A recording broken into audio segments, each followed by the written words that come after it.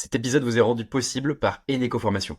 Avant de plonger dans l'épisode d'aujourd'hui, je suis très heureux de vous partager ce partenariat.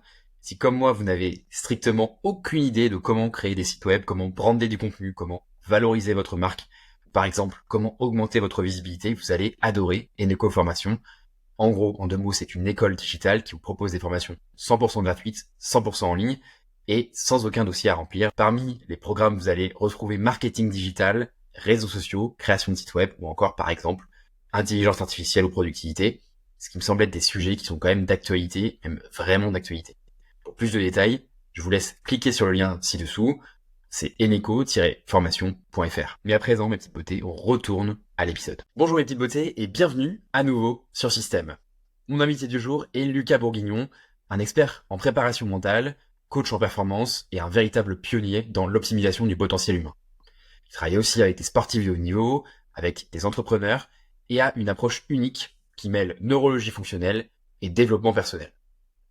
Aujourd'hui, on va parler de performance humaine et de comment notre cerveau, nos émotions et notre physique sont connectés pour nous aider à performer au quotidien. Lucas a une vision fascinante de la performance, loin des clichés habituels, et il est convaincu que c'est notre capacité à traiter l'information sensorielle qui fait toute la différence. Attendez-vous à apprendre pourquoi la performance ne se limite pas aux résultats sportifs, mais touche aussi notre quotidien, nos relations et même nos affaires, comment nos réflexes archaïques influencent nos comportements et notre capacité à bouger efficacement, quelles sont les caractéristiques communes des top performers et comment nous pouvons nous les intégrer dans notre vie, pourquoi la motivation intrinsèque n'existe pas et ce que ça signifie pour nos objectifs long terme. Et évidemment, bien plus. C'est un sujet que je trouve absolument fascinant. En discutant avec Lucas, j'ai réalisé à quel point nous avons tendance à compartimenter la performance alors que tout est interconnecté. Notre posture, nos émotions, nos capacités sensorielles, je suis certain que vous allez en ressortir avec de nombreux outils concrets. Mais à présent, mesdames et messieurs, mes petites beautés, je vous invite à accueillir Lucas Bourguignon, ou Feblitos. Bon, Lucas, je suis très heureux de te recevoir. Et j'ai une question pour toi du coup. Tu snatches 100 kilos avec une barre de femme. Tu parles des réflexes archaïques. Tu dis qu'il faut marcher 5 minutes par jour dans la terre. En fait, si je comprends bien, tu es un peu le chaman du fitness. Alors, C'est ça? je pense que c'est cool que tu commences par ça parce que je trouve que justement dans le monde de la neurologie fonctionnelle, les mecs se font vraiment mousser en disant je suis un magicien, je suis un sorcier, on les entend tous, hein, le mot druide, vraiment on les entend tous. Et Ouais, c'est pour vrai. moi c'est vraiment bullshit absolu. Et plus je vais dans la neurologie fonctionnelle, Énorme. plus je me rends compte que c'est le mouvement la base, c'est ces choses-là. Donc si tu m'avais interviewé il y a 2 ans, j'aurais dit putain tu me flattes grave. Tu m'avais interviewé il y a 1 an, j'étais dans ma phase où surtout je faisais tout pour pas être un gourou. Et maintenant, je me dirais, ouais, je comprends pourquoi c'est plus facile d'être un gourou, un magicien, un sorcier. Mais en fait, il y a des choses très terre à terre derrière tout ça. Et puis, je pense qu'on aura l'occasion d'en parler, mais elles ont tout un lien. Et le lien, c'est Carrément. la capacité du cerveau de traiter l'information. Et la barre femme, c'est pour ça. Marcher pieds nus dans la terre, c'est pour ça. Les réflexes archaïques, c'est pour ça. Donc, je pense que je suis plutôt Énorme. un compréhentionneur, j'invente des mots aussi, un compréhentionneur du cerveau qu'autre chose. Exactement. T'es un gourou, quoi. Que je veux surtout pas être, mais bon, Ok, apparemment, ça commence on bien. tend à être ce qu'on peut pas être, donc non, je suis un goût. Ouais, c'est ça. Ah, t'as quand même partagé un dîner avec Ouais, Ous, le beau Ous, si je dis pas de bêtises. Donc, tu vois, en termes de gourou, t'as pris de l'expérience là, t'as ouais, ouais. Puis grindé j'ai vite aussi fait. étudié la synergologie, donc c'est l'étude du comportement non verbal avec des interviews de Raël, qui je pense est quand même le gourou, toi qui est parti au Canada en plus, voilà, mais Raël c'est quand même Énorme. aussi un beau gourou. Les gourous, genre, bref, on peut commencer direct là-dessus, mais les gourous Ouais, si tu veux. Thibaut InShape, Sissimua, Herbalife par exemple, vous allez dire, mais pourquoi ils les mettent tous dans la même Mhm. catégorie? Bah, pour moi, il y a une catégorie, c'est ils ont réussi à toucher Ouais, les gens et à influencer les gens avec une méthode. Après, tu parles de top performers dans ton ouais. podcast. Bah, moi, je trouve que c'est des top performers. Après, est-ce que c'est des top performers moralistes? Ça, chacun mettra son truc, mais moi, Herbalife, que tout le monde défonce, en fait, je me disais, si juste vous aviez compris les principes qu'ils ont mis en place pour réussir et que vous les mettiez pour réussir dans quelque chose de mieux, ça serait peut-être plus efficace que continuer à vous plaindre. Est-ce que c'est pas un truc un peu français, ça, tu vois, de dire je tire Ah, vers le bas toutes les moi, j'appelle ça le initiatives syndrome gilet jaune. Et je vais te donner un Ouais, truc c'est où ça. ça m'est arrivé il y a pas longtemps. J'ai fait un code promo pour mes séminaires. On a annoncé 3 nouvelles dates. Ok. Et du coup, on lance les dates et au début, on met pas de code promo. Et en fait, j'oublie de faire le lancement du truc. Donc, 3 semaines après, la personne avec qui je travaille me dit ouais, on n'a pas fait de code promo. Je fais un code promo et là je reçois 3 messages de personnes qui m'ont dit franchement c'est injuste, c'est honnête, c'est malhonnête. Moi j'ai pris mon truc hier, j'ai pas eu le code promo, comment on fait? Et en fait, au début je me suis dit je vais pas répondre et après j'ai répondu et il y a une personne qui, le temps que je commence les réponses, m'avait renvoyé un message pour me relancer sur ça. Et genre vraiment je m'étais senti attaqué et j'ai envoyé un message, je lui ai dit en fait ce qui est dommage c'est que le prix de mon séminaire, il est à ce prix-là, il les vaut largement, tous les gens qui viennent sont satisfaits et je fais une offre qui est positive et qui devait plaire aux gens, et à cause de ce genre de remarques, Ouais. les offres c'est fini. Et je lui dis bah ça c'est un problème. Et la personne m'a envoyé un message pour s'excuser derrière. Mais ça c'est typiquement gilet jaune. Je C'est n'ai cool. pas quelque chose donc personne doit l'avoir. Ouais, c'est ça. C'est les gens confondent l'injustice et Ah oui, oui. l'inégalité, je trouve, tu vois. C'est dommage. Ok. Eh ben écoute, on a foncé directement. J'ai rituel de commencer les épisodes avec une question, et donc tu vas pas y échapper, Lucas. C'est quoi pour toi la Alors performance? moi la performance humaine, on dit globale. Alors, La pour moi la performance. performance c'est l'utilisation de son plein potentiel face à un contexte précis. Ok. Tu peux Bah, détailler? Dis-moi en en plus. gros, pour moi, il y a plusieurs sortes de performances, mais quoi qu'il arrive, la performance, elle est liée déjà à l'objectif, et elle est liée au contexte précis. Donc, on peut faire toutes les performances qu'on veut. Ça peut être un squat à 200 kg, ça peut être une prise de parole, ça peut être se relever du sol, ça peut être lire en 1 minute 3 pages, peu importe. La performance, c'est le ratio entre les ressources disponibles et les contraintes de la tâche. Une performance est toujours orientée vers une tâche, et le but, ça va être de mobiliser ces ressources et le bon nombre de ressources pour faire face à la tâche. Donc, une personne est efficiente Ok. quand sa performance lui coûte moins d'efforts que quand elle lui coûte beaucoup d'efforts. Mais l'efficience, c'est encore pour moi autre chose que la performance. Ça vient, une fois qu'on est performant, on peut se poser la question est-ce qu'on est efficient? Par contre, on peut pas se poser la question est-ce qu'on est efficient avant d'être Ok. performant. Ok. Ça veut dire qu'en fait, toutes tes performances, si je comprends bien, en fait, à partir du moment où tu as un objectif et que tu l'atteins, quel que soit l'objectif, finalement, ça reste En une fait, ouais, performance, quoi. on parle, pour moi, dans le quotidien, il y a 100 performances par jour. Après, D'accord. on a mis le mot performance à quelque chose de positif. Mais en fait, par exemple, si on prend Mhm. les arts, donc c'est-à-dire le chant, etc., une performance, c'est juste le fait d'exprimer ses ressources. Et des fois, c'est une mauvaise performance. C'est-à-dire qu'on peut être sur scène et avoir raté sa performance. Mais c'est pour ça que moi, j'aime bien le mot performance, dans le sens, c'est l'utilisation de ses ressources face aux contraintes. Et après, une bonne performance, c'est quand l'utilisation de nos ressources nous a permis d'atteindre l'objectif face à ces contraintes. Trop stylé. Et du coup, dans le cadre de la performance humaine dont tu parles assez régulièrement, comment est-ce que tu Je dirais l'aborderais? que ça va mobiliser des systèmes, comme tu as bien parlé. Et après, ça va être les systèmes humains. Donc, il y a le système sensoriel qui, pour moi, est la priorité, qui gère tout. C'est pour ça que je travaille un petit peu sur ça. Qui va influencer après sur le système Ok. cognitif, qui va influencer sur le système émotionnel, puis sur le système physique, les 3 grandes sphères dont on parle. Et la mise en relation de ces 3 grandes sphères va en permettre d'autres. La sphère sociale, la sphère motivationnelle, la sphère productivité, la sphère créativité, etc. Et du coup, plus on va ouvrir des sphères, plus on va avoir d'outils pour faire une performance, donc plus normalement la performance va être complète. Un peu comme un sculpteur. Au début, pour moi, le sensoriel, c'est la boue et la terre qu'on amène au sculpteur, ou le truc de pierre, par Ok. exemple, le bloc de pierre. Sans ça, il pourrait rien faire. Et puis ensuite, grâce à sa sphère physique, il va avoir la force de tailler la pierre. Grâce à sa sphère émotionnelle, il va avoir la force de se dire, je veux sortir telle émotion de ma sculpture.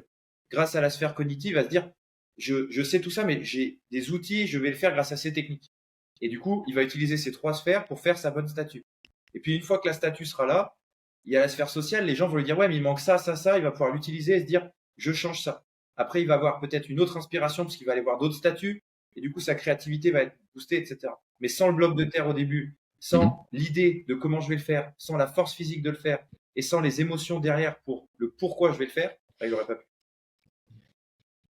Tu dirais que c'est un process par lequel on doit Ouais, je passer pense systématiquement? que, c'est pas on doit passer, coup, c'est on y passe naturellement. Ok, intéressant. Du coup, peut-être on va rétro un peu pédaler, parce que je pense que les auditeurs du podcast sont pas hyper familiers avec tous ces termes-là, et moi non plus d'ailleurs.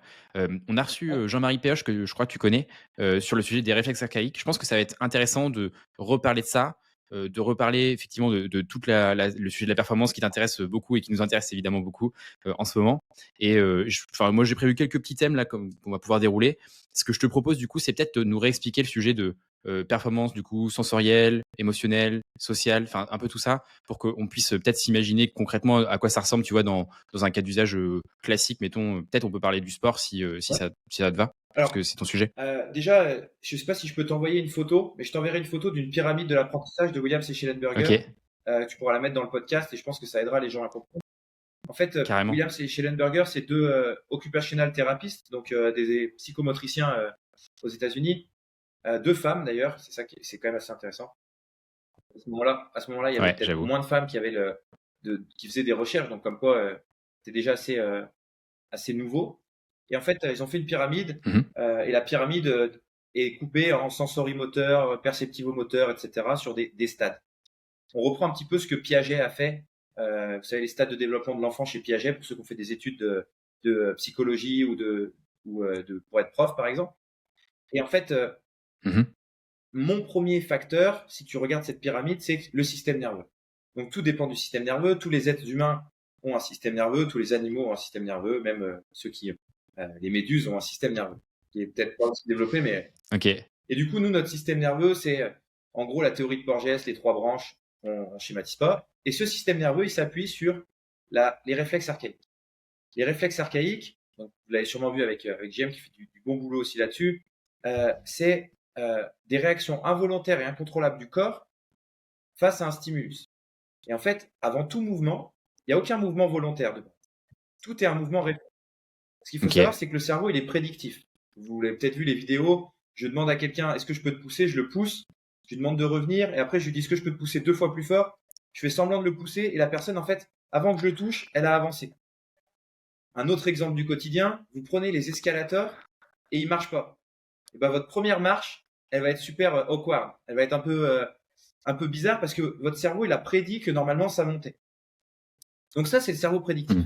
Et donc le cerveau, avant même de déclencher un mouvement, il a une prédiction. Et cette prédiction, elle est dictée par nos 7 sens. Donc non pas les 5 sens qu'on connaît, le visuel, auditif, kinesthésique, olfactif et gustatif, le VACOG, que à peu près tout le monde connaît dans le monde du mouvement, mais aussi le vestibulaire et la proprioception. Donc la proprioception, c'est la conscience de soi dans l'espace, la conscience de son corps, les différents touchés, les différentes températures, la douleur, toutes ces choses-là. Il y a aussi des capteurs au niveau des articulations, c'est comment on bouge entre guillemets et quelle conscience on a de nos mouvements. Et puis il y a le vestibulaire qui est la capacité du corps de se situer dans l'espace, de savoir les changements de vitesse et les changements de position. Encore un exemple, vous êtes dans l'ascenseur, vous sentez que l'ascenseur il démarre, par contre quand il est à vitesse constante, vous sentez plus qu'il bouge. Parce qu'en fait, votre système vestibulaire, il vous donne les changements de vitesse, les changements de position, mais il vous informe pas sur la vitesse à laquelle vous êtes. Voilà. Donc, toutes ces informations-là sont des informations qui sont sensorielles. Et tous les mouvements, tous les schémas moteurs, tous les comportements, toutes les coordinations, qu'elles soient œil-main, qu'elles soient main-bouche, les aptitudes de lecture, dépendent de notre capacité à traiter les sens. Et donc, c'est là où, pour moi, en tant que performance humaine, donc, moi, j'interviens aussi dans des mentorats business où j'aide des entrepreneurs à se développer. Et ben, j'observe que dès le moment où on vient travailler la base de ces sens, ils deviennent meilleurs en vente. Alors, vous me dites, mais c'est quoi le lien entre la capacité de tenir debout et le fait d'être meilleur en vente? Et ben, en fait, il y en a plein des liens. Et donc, c'est ça qui est intéressant, c'est de se dire comment, en développant notre base, on peut avoir des impacts sur d'autres choses. Et je pense que vous l'avez déjà tous vécu. Quand quelqu'un se met à faire du sport, par exemple, parce que c'est le cliché, et toi, tu parles beaucoup de sport, bien sûr, moi, je donne mon exemple, je suis arrivé à la fac, je faisais 1m80, 60 kg, 62 kg. Autrement dit, j'étais une personne.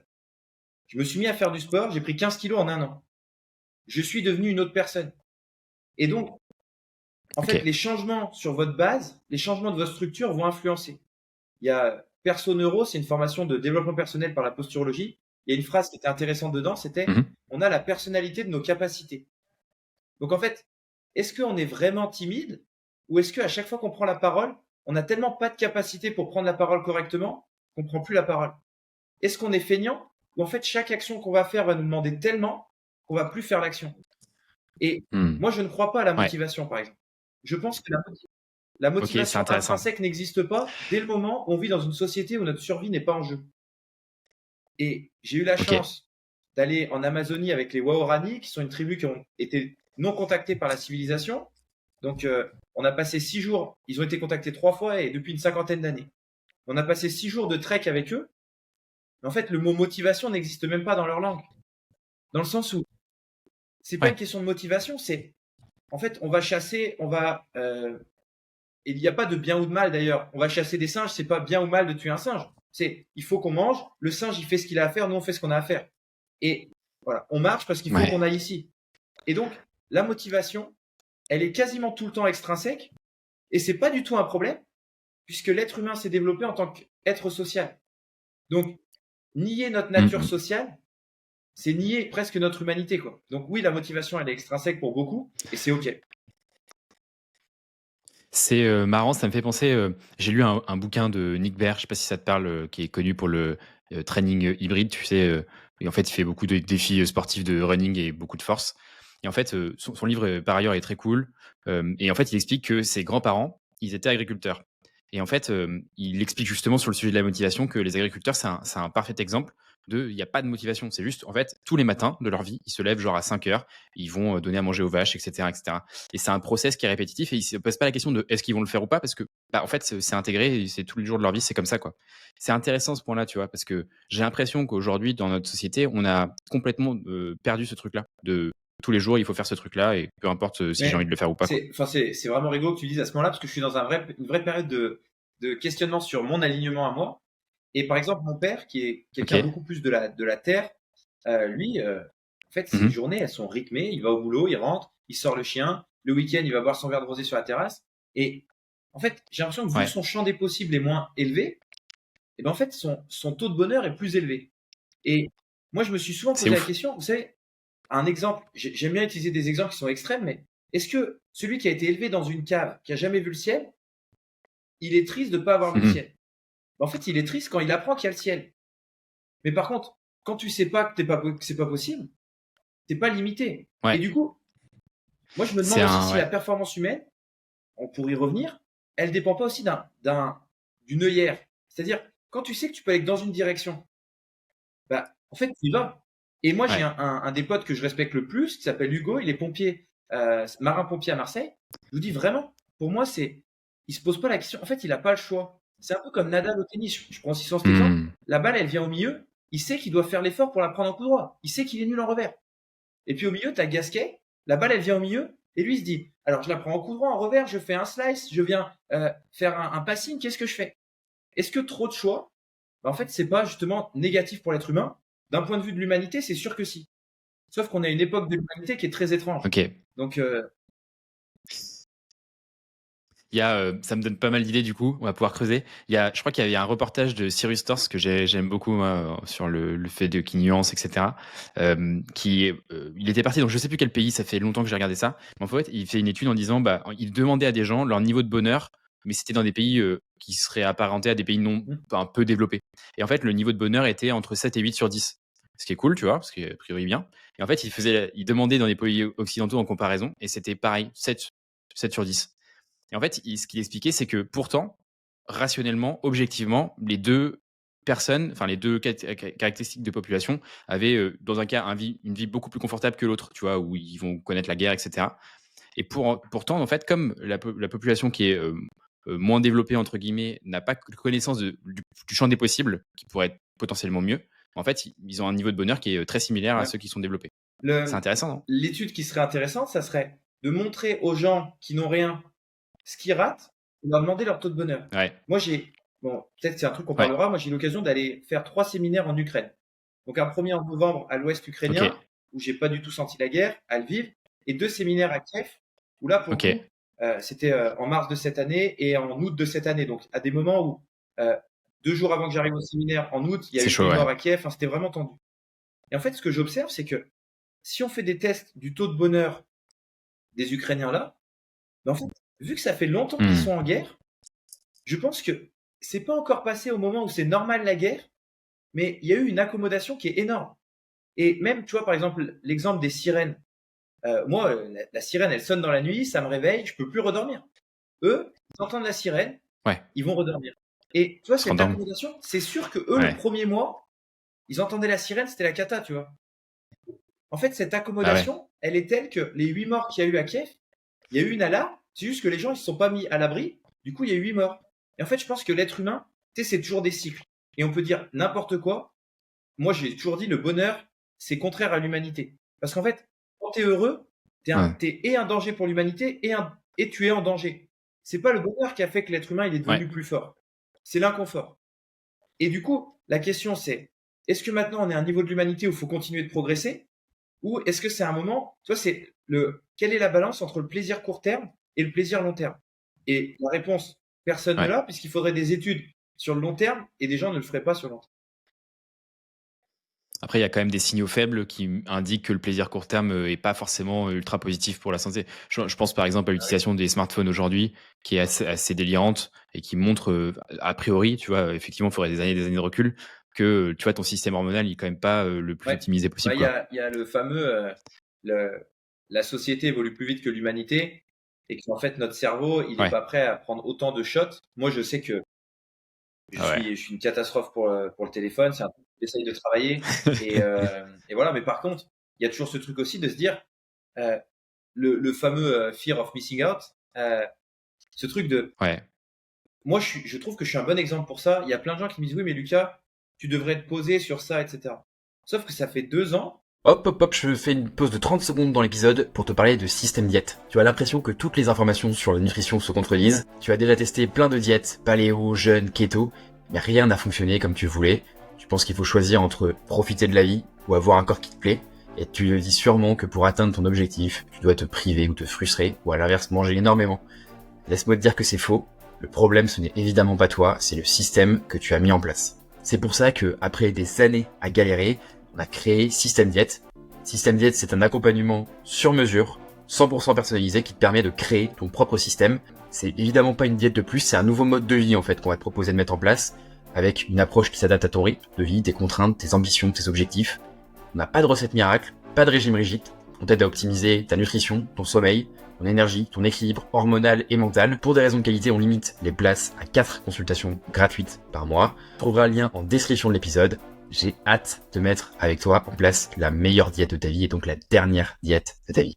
Que je vis une vie où en une année, je fais ce que les autres font en 10 ans. Est-ce que c'est épanouissant? Ouais. Parfois oui. Est-ce que c'est dur? Parfois oui. Est-ce que je serais plus épanoui dans mes besoins, etc., à avoir une maison au bord de l'océan à Biarritz? Sûrement oui.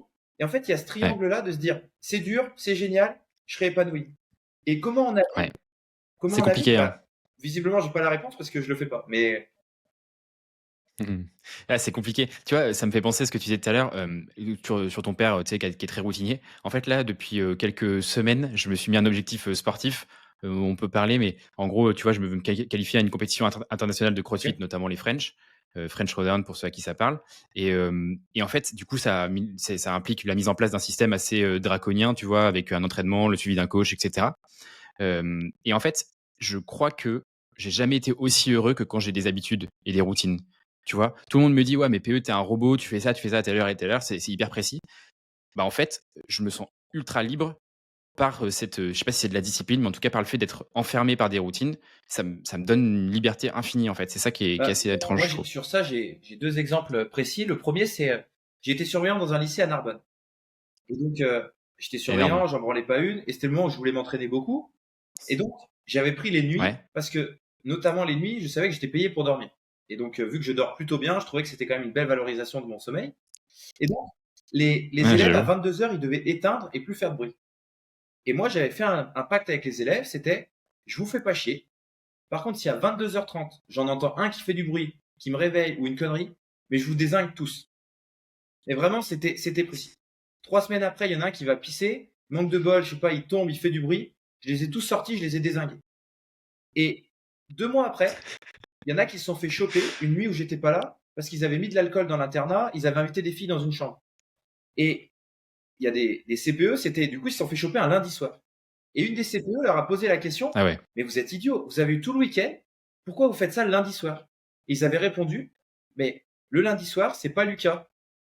Et du coup, euh, je m'étais dit, ah bah tiens, j'ai quand même un peu d'autorité. Et à la fin de l'année, je me suis dit, mais les élèves, ils doivent me détester. Et en fait, ils étaient tous allés voir, pareil, les CPE et tout. C'est trop cool quand Lucas il est là, parce que le lendemain, on n'est pas fatigué. Comme ça, on a pu dormir. Et en fait, c'était des gamins de 15 ans. Et l'internat, c'était nouveau pour eux. Et le cadre, ça leur avait donné quelque chose. Et moi, je trouve ça hyper pertinent. Et je suis d'accord avec toi. J'ai du mal à me mettre un cadre. Je vais me dire, ouais, je suis autiste, j'aime pas la routine. Mais la réalité, c'est que vu que j'aime pas ça, elle me fait du bien. Ouais, c'est ça, hein. C'est marrant. Ce sujet du cadre, il est très important parce que, genre, je trouve qu'il revient hyper souvent dans les épisodes. Je crois que, en fait, tu vois, pour faire un petit parallèle avec le business, en gros, les sociétés privées, donc là où on bosse, quoi, c'est le dernier rempart de la société où tu trouves ce côté cadre. Et moi, ce que j'aime vraiment faire, et j'ai été globalement assez apprécié en tant que manager, c'est qu'en fait, je mettais des règles qui étaient très précises et écrites vraiment noir sur blanc. Et en fait, ça me rappelle un peu, tu sais, ce vieux prof de prépa ou de lycée qui est vraiment à l'ancienne, un peu dur, mais gentil en même temps, mais juste. Et je crois que les gens sont vraiment en demande de ce truc-là, d'avoir un cadre précis, défini, dans lequel, en fait, ils savent que s'ils font ça, bah, il se passe ça, tu vois, en mode un peu Mais, algorithmique, quoi. C'est moi, assez par drôle. exemple, encore une fois, je reprends l'exemple des Gilets jaunes. C'est cool d'en reparler après 3 ans. Moi, ça m'a heurté profondément. Hmm. Moi, je viens d'une famille qui est manifestante du côté de ma mère, à gauche, très à gauche. Et un jour, Ok. il y a un de mes cousins qui a mis une vidéo sur le groupe WhatsApp de la famille où c'était tout le monde déteste la police et il jetait des cailloux. Moi, honnêtement, j'étais à deux doigts de quitter le groupe de la famille, mais de quitter la famille aussi. Moi, ça m'a heurté au possible qu'il y ait des débats, des problèmes policiers, etc. C'est sûr. Mais en fait, tout part d'un manque de justice quelque part, d'un manque de sens. Et Ouais. effectivement, les policiers qui font n'importe quoi doivent être punis sévèrement. Mais en fait, dès le moment où, tu sais, c'est Nassim Taleb qui parle de jouer sa peau, skin in the game. Dès le moment où tu ne payes pas la conséquence Hmm. d'une de tes erreurs, tu la refais. Et c'est là où c'est important, et dans le manageriat, et dans le sport, et dans tout ça, de se dire, non, non, mais là, attends, il faut qu'il y ait un cadre. Et en fait, ce cadre, il ne doit pas être limitant, il doit être supportant. Mais quasiment tous les gens qui réussissent, et tu vois, tu parlais du business.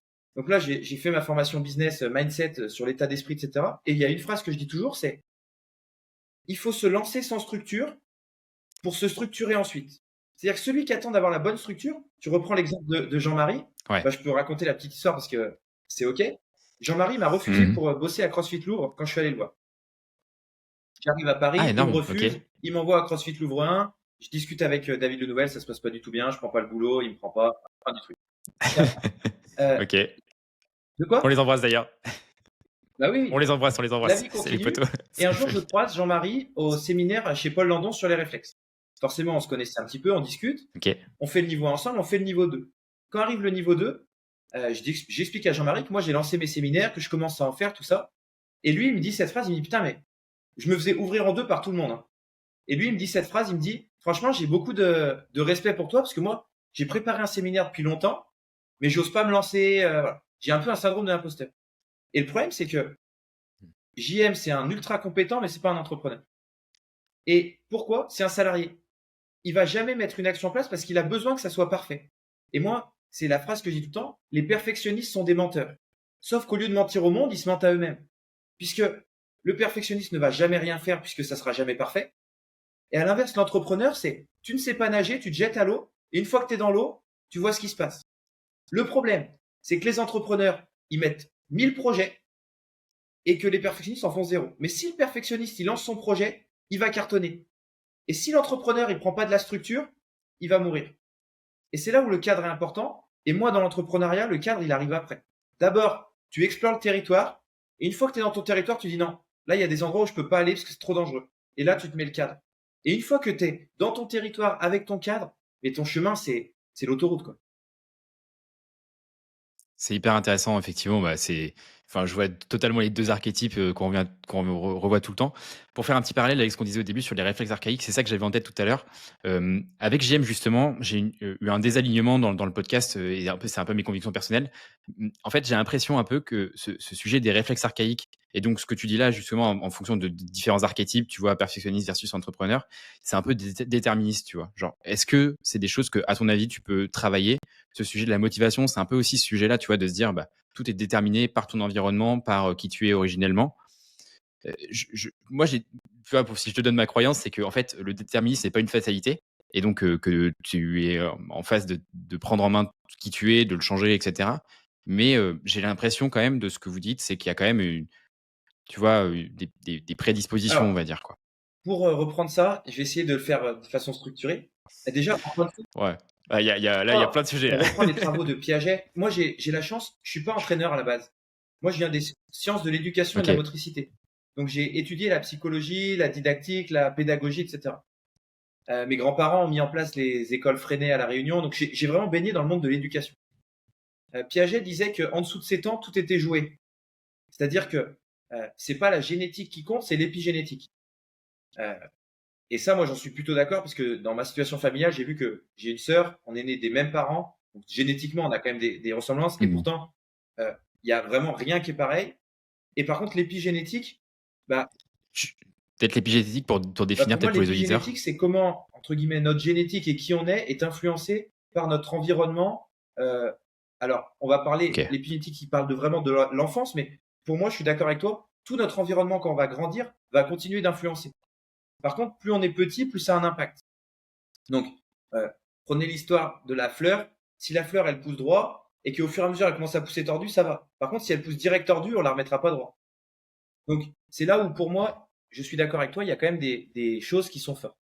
Après, ce qui est sûr avec les réflexes, c'est qu'il y a eu une mode énorme dessus. Et moi, je ne ferai Ouais, c'est jamais, vrai. je suis un peu coupable de ça parce que je pense que j'ai bien popularisé les réflexes en France, mais je ne dirai jamais, il est comme ça, tu réintègres le réflexe, il va être autrement. Par contre, ce qui est intéressant, c'est il est comme ça parce qu'il a tel ou tel réflexe, notamment les réflexes. Je prends l'exemple des mains, par exemple. Quelqu'un on lui met un stylo dans la main, il serre. Bah, s'il fait ça, Ouais. vu qu'on a la personnalité de nos capacités, vu que le cerveau il est prédictif, est-ce qu'on va s'engager dans des tâches de motricité fine qui vont nous challenger? La réponse est non. Et donc, qu'est-ce qu'on va faire? On va créer des schémas de Mmh. compensation pour plus faire ça. Et donc, forcément, notre personnalité, elle va évoluer puisqu'il y a des tâches qu'on ne peut plus faire. Et rien que dans la cour de récré, un autre réflexe qui est pertinent, c'est le réflexe tonique asymétrique du cou, c'est la capacité de dissocier la tête du tronc. Et c'est aussi le croisement de la ligne médiane, que ce soit de façon visuelle, oculaire, etc. Imagine que toi, tu as une mauvaise information visuelle. Imagine qu'à chaque fois que tu tournes la tête, il y a tout ton corps qui bouge en même temps. Est-ce que tu vas pouvoir aller jouer avec tes copains au foot? Il va falloir que tu regardes la balle, que tu Et prennes ouais. l'info, que tu tournes la tête, tu veux continuer à courir droit, mais en même temps, ton corps, il est comme ça. Oui, tu peux. Certains vont le faire. Mais ceux qui ont les ressources. Maintenant, imagine, chez toi, tu as deux frères qui se moquent de toi, que tu as des parents qui font du bruit tout le temps, que tu as, je sais pas moi, par exemple, une chambre pour 3 personnes, tu peux pas te reposer, que à l'école, tu te fais victimiser parce que tu es nul au foot. Et ben, derrière, tu as tellement de contraintes, est-ce que tu vas pouvoir t'engager dans des tâches qui, en plus, vont être d'autres contraintes? C'est comme le sport. Tu sais, les gens qui disent je fais du sport pour réduire mon stress. D'un point de vue physiologique, c'est absurde. Mmh. Ouais, Donc, clairement. pourquoi? En fait, le sport va leur permettre de développer leurs capacités. Et c'est pour ça qu'il y a certaines personnes qui vont s'adapter. Et en vrai, la réalité, ça doit être, t'es trop stressé, fais quelque chose qui te déstresse pour ensuite pouvoir aller dans le sport qui te donnera plus de capacité la prochaine fois que tu devras affronter un autre stress. Et donc moi, c'est comme ça que je vois, entre guillemets, le travail des réflexes. C'est redonner, moi je dis toujours ça aux gens, je vous rends pas plus fort que ce que vous pourrez être, je vous redonne juste les capacités que vous devriez avoir si vous aviez grandi dans un monde normal. OK. C'est de la Ouais, moi compensation, je quoi. dis toujours, je libère les compensations des gens. Hyper intéressant. Et tu as des exemples comme ça que tu pourrais avoir? Tu parlais de la main, par exemple, ça correspond à quoi? Et c'est quoi l'impact, tu vois, que tu peux avoir si tu as la main qui se ferme Bah, quand tu as un stylo dedans? c'est le réflexe le plus marrant parce que tous les enfants, vous savez, les crossfitters, ils adorent mettre leurs enfants aux On les anneaux. pend Et en vous une avez vu que barre, mon ouais. enfant est trop fort. Non, en fait, pas qu'il est trop fort, c'est juste que Mmh. au niveau réflexe, ça c'est.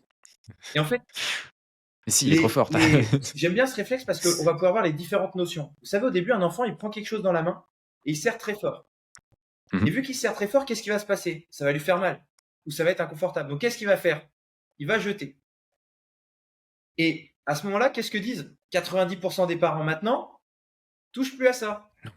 Et du coup, l'enfant ne peut pas Ouais. jauger de la force, ne peut pas avoir son contrôle moteur sur ça. Donc, il va pas le développer. Donc, il va compenser avec des objets plus doux, etc. Et il va avoir une motricité qui n'est pas bonne. C'est-à-dire que le stimulus sensoriel va lui OK. envoyer une information de danger. Sa réaction, ça va être de fermer la main. Et bah forcément, ça va le heurter. Et vu qu'on lui interdit de faire ça, il va éviter ces objets-là, il va pas le développer. Comment après ça peut impacter dans la vie de tous les jours? Bah, ça va être celui qui, s'il l'a plus d'un côté qu'un autre, il va tirer une traction et il va avoir un côté qui est plus fort que l'autre. Ça va être celui qui, à l'école, quand il écrit, il va être tellement crispé sur son stylo qu'il va casser des stylos ou qu'il va tenir pas correctement. Ça va être celui qui a une mauvaise motricité fine. Ça va être celui qui, quand il vous serre la main, c'est soit très fort, soit tout mou. Euh, et du coup, ça peut impacter énormément de choses. Mais dire que c'est que ce réflexe, c'est là où, moi, on parlait des gourous au début de l'épisode. Moi, plus j'avance dans les réflexes, plus je mets de l'humilité sur, OK, là, est-ce que vous avez vu qu'il y a un frein à main sur la voiture? Oui. On lève le frein à main, mais si ça se trouve, la voiture, ça fait genre 4 ans qu'elle roule avec le frein à main. Quels dégâts ça a causé autour? Et comment on fait en sorte que la voiture, elle roule mieux?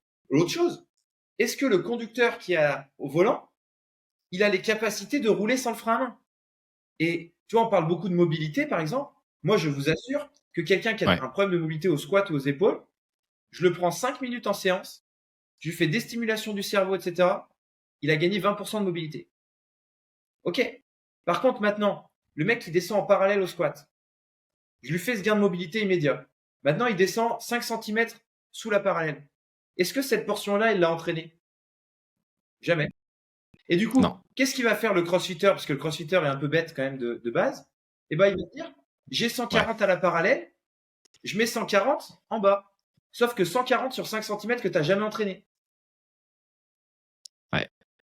Ça me parle de ouf parce que je sais exactement là où j'en suis aujourd'hui, tu vois. Genre, je faisais toujours, j'avais essayé de monter mon max justement en squat et du coup, je passais juste la parallèle. Et là, tu vois, j'ai pris un coach dans le cadre de la compétition et il m'a dit, bah, en fait, il va falloir réapprendre à squatter sans les genouillères et vraiment ass to the grass. Donc, vraiment le cul au sol. Et ça n'a rien à voir. Mais rien à voir. C'est un nouveau mouvement. De performance. La performance est contextuelle. C'est-à-dire que, et je reprends l'exemple de l'Amazonie parce que c'est là où le contexte, j'ai été le plus choqué. Ben, en fait, en Amazonie, la performance, c'est quoi? C'est d'être capable de marcher 5 heures sans boire parce que tu n'as pas forcément toujours de l'eau. C'est être capable de porter des trucs lourds pour mettre ton camp. C'est être capable de pêcher des poissons à la machette. C'est ces choses-là. Par contre, un Waorani dans notre vie de tous les jours, il sera pas du tout performant parce que déjà, il va aller dans la rue, il va péter un câble avec le bruit, c'est sûr. Donc, la performance, elle dépend de l'environnement, du contexte et de l'objectif. Donc là, par exemple, toi, si ton but, c'est de faire un 1RM squat, quel intérêt t'as à aller à ass to the grass? Aucun. Tu as un standard qui te dit, la rep, elle est rep ici. Comme dans le business. Toi, tu veux faire 10 000 euros, c'est quoi ton standard? Faire 10 000 euros, ok. Faire 10 000 euros de manière éthique, ah bah déjà, c'est autre chose. Faire 10 000 euros en coaching, c'est pas pareil qu'en produit en ligne. Ok. C'est quoi l'objectif? C'est quoi tes standards? Il y a les impôts, il y a les trucs, il y a ci. Et toi, tu joues avec les standards. On en revient à la notion de cadre. Les règles du jeu, ouais. Ouais, c'est ça, exactement. Tout est lié. Ok. Justement, en fait, cette notion de cadre et de ce qu'on vient d'évoquer, ça me peut vraiment poser une question. Tu as accompagné pas mal de sportifs de haut niveau, si j'ai bien compris. Et, c'est quoi les caractéristiques communes que tu as pu identifier dans ces personnes-là, dans ces profils-là? Alors, on peut parler de sportifs, mais ça peut être aussi des gens qui sont hyper forts en business, par exemple. Tu vois, c'est ce que j'appelle les top performers de mon côté. C'est quoi les caractéristiques communes un peu? Pour moi, c'est une force de œillère de ouf. C'est-à-dire que c'est des gens qui ont des œillères sur plein de choses qui se passent autour d'eux, qui ont conscience de rien. Et je pense que cette inconscience les sauve sur plein de choses. C'est des croyances très fortes qui les protègent d'autres croyances qui pourraient arriver. Et c'est surtout un inconfort absolu. Je ne connais pas un sportif de haut niveau ou un performeur heureux. Ouais. Ou alors il est devenu heureux par son statut, mais c'est jamais l'épanouissement qui les a poussés à l'action.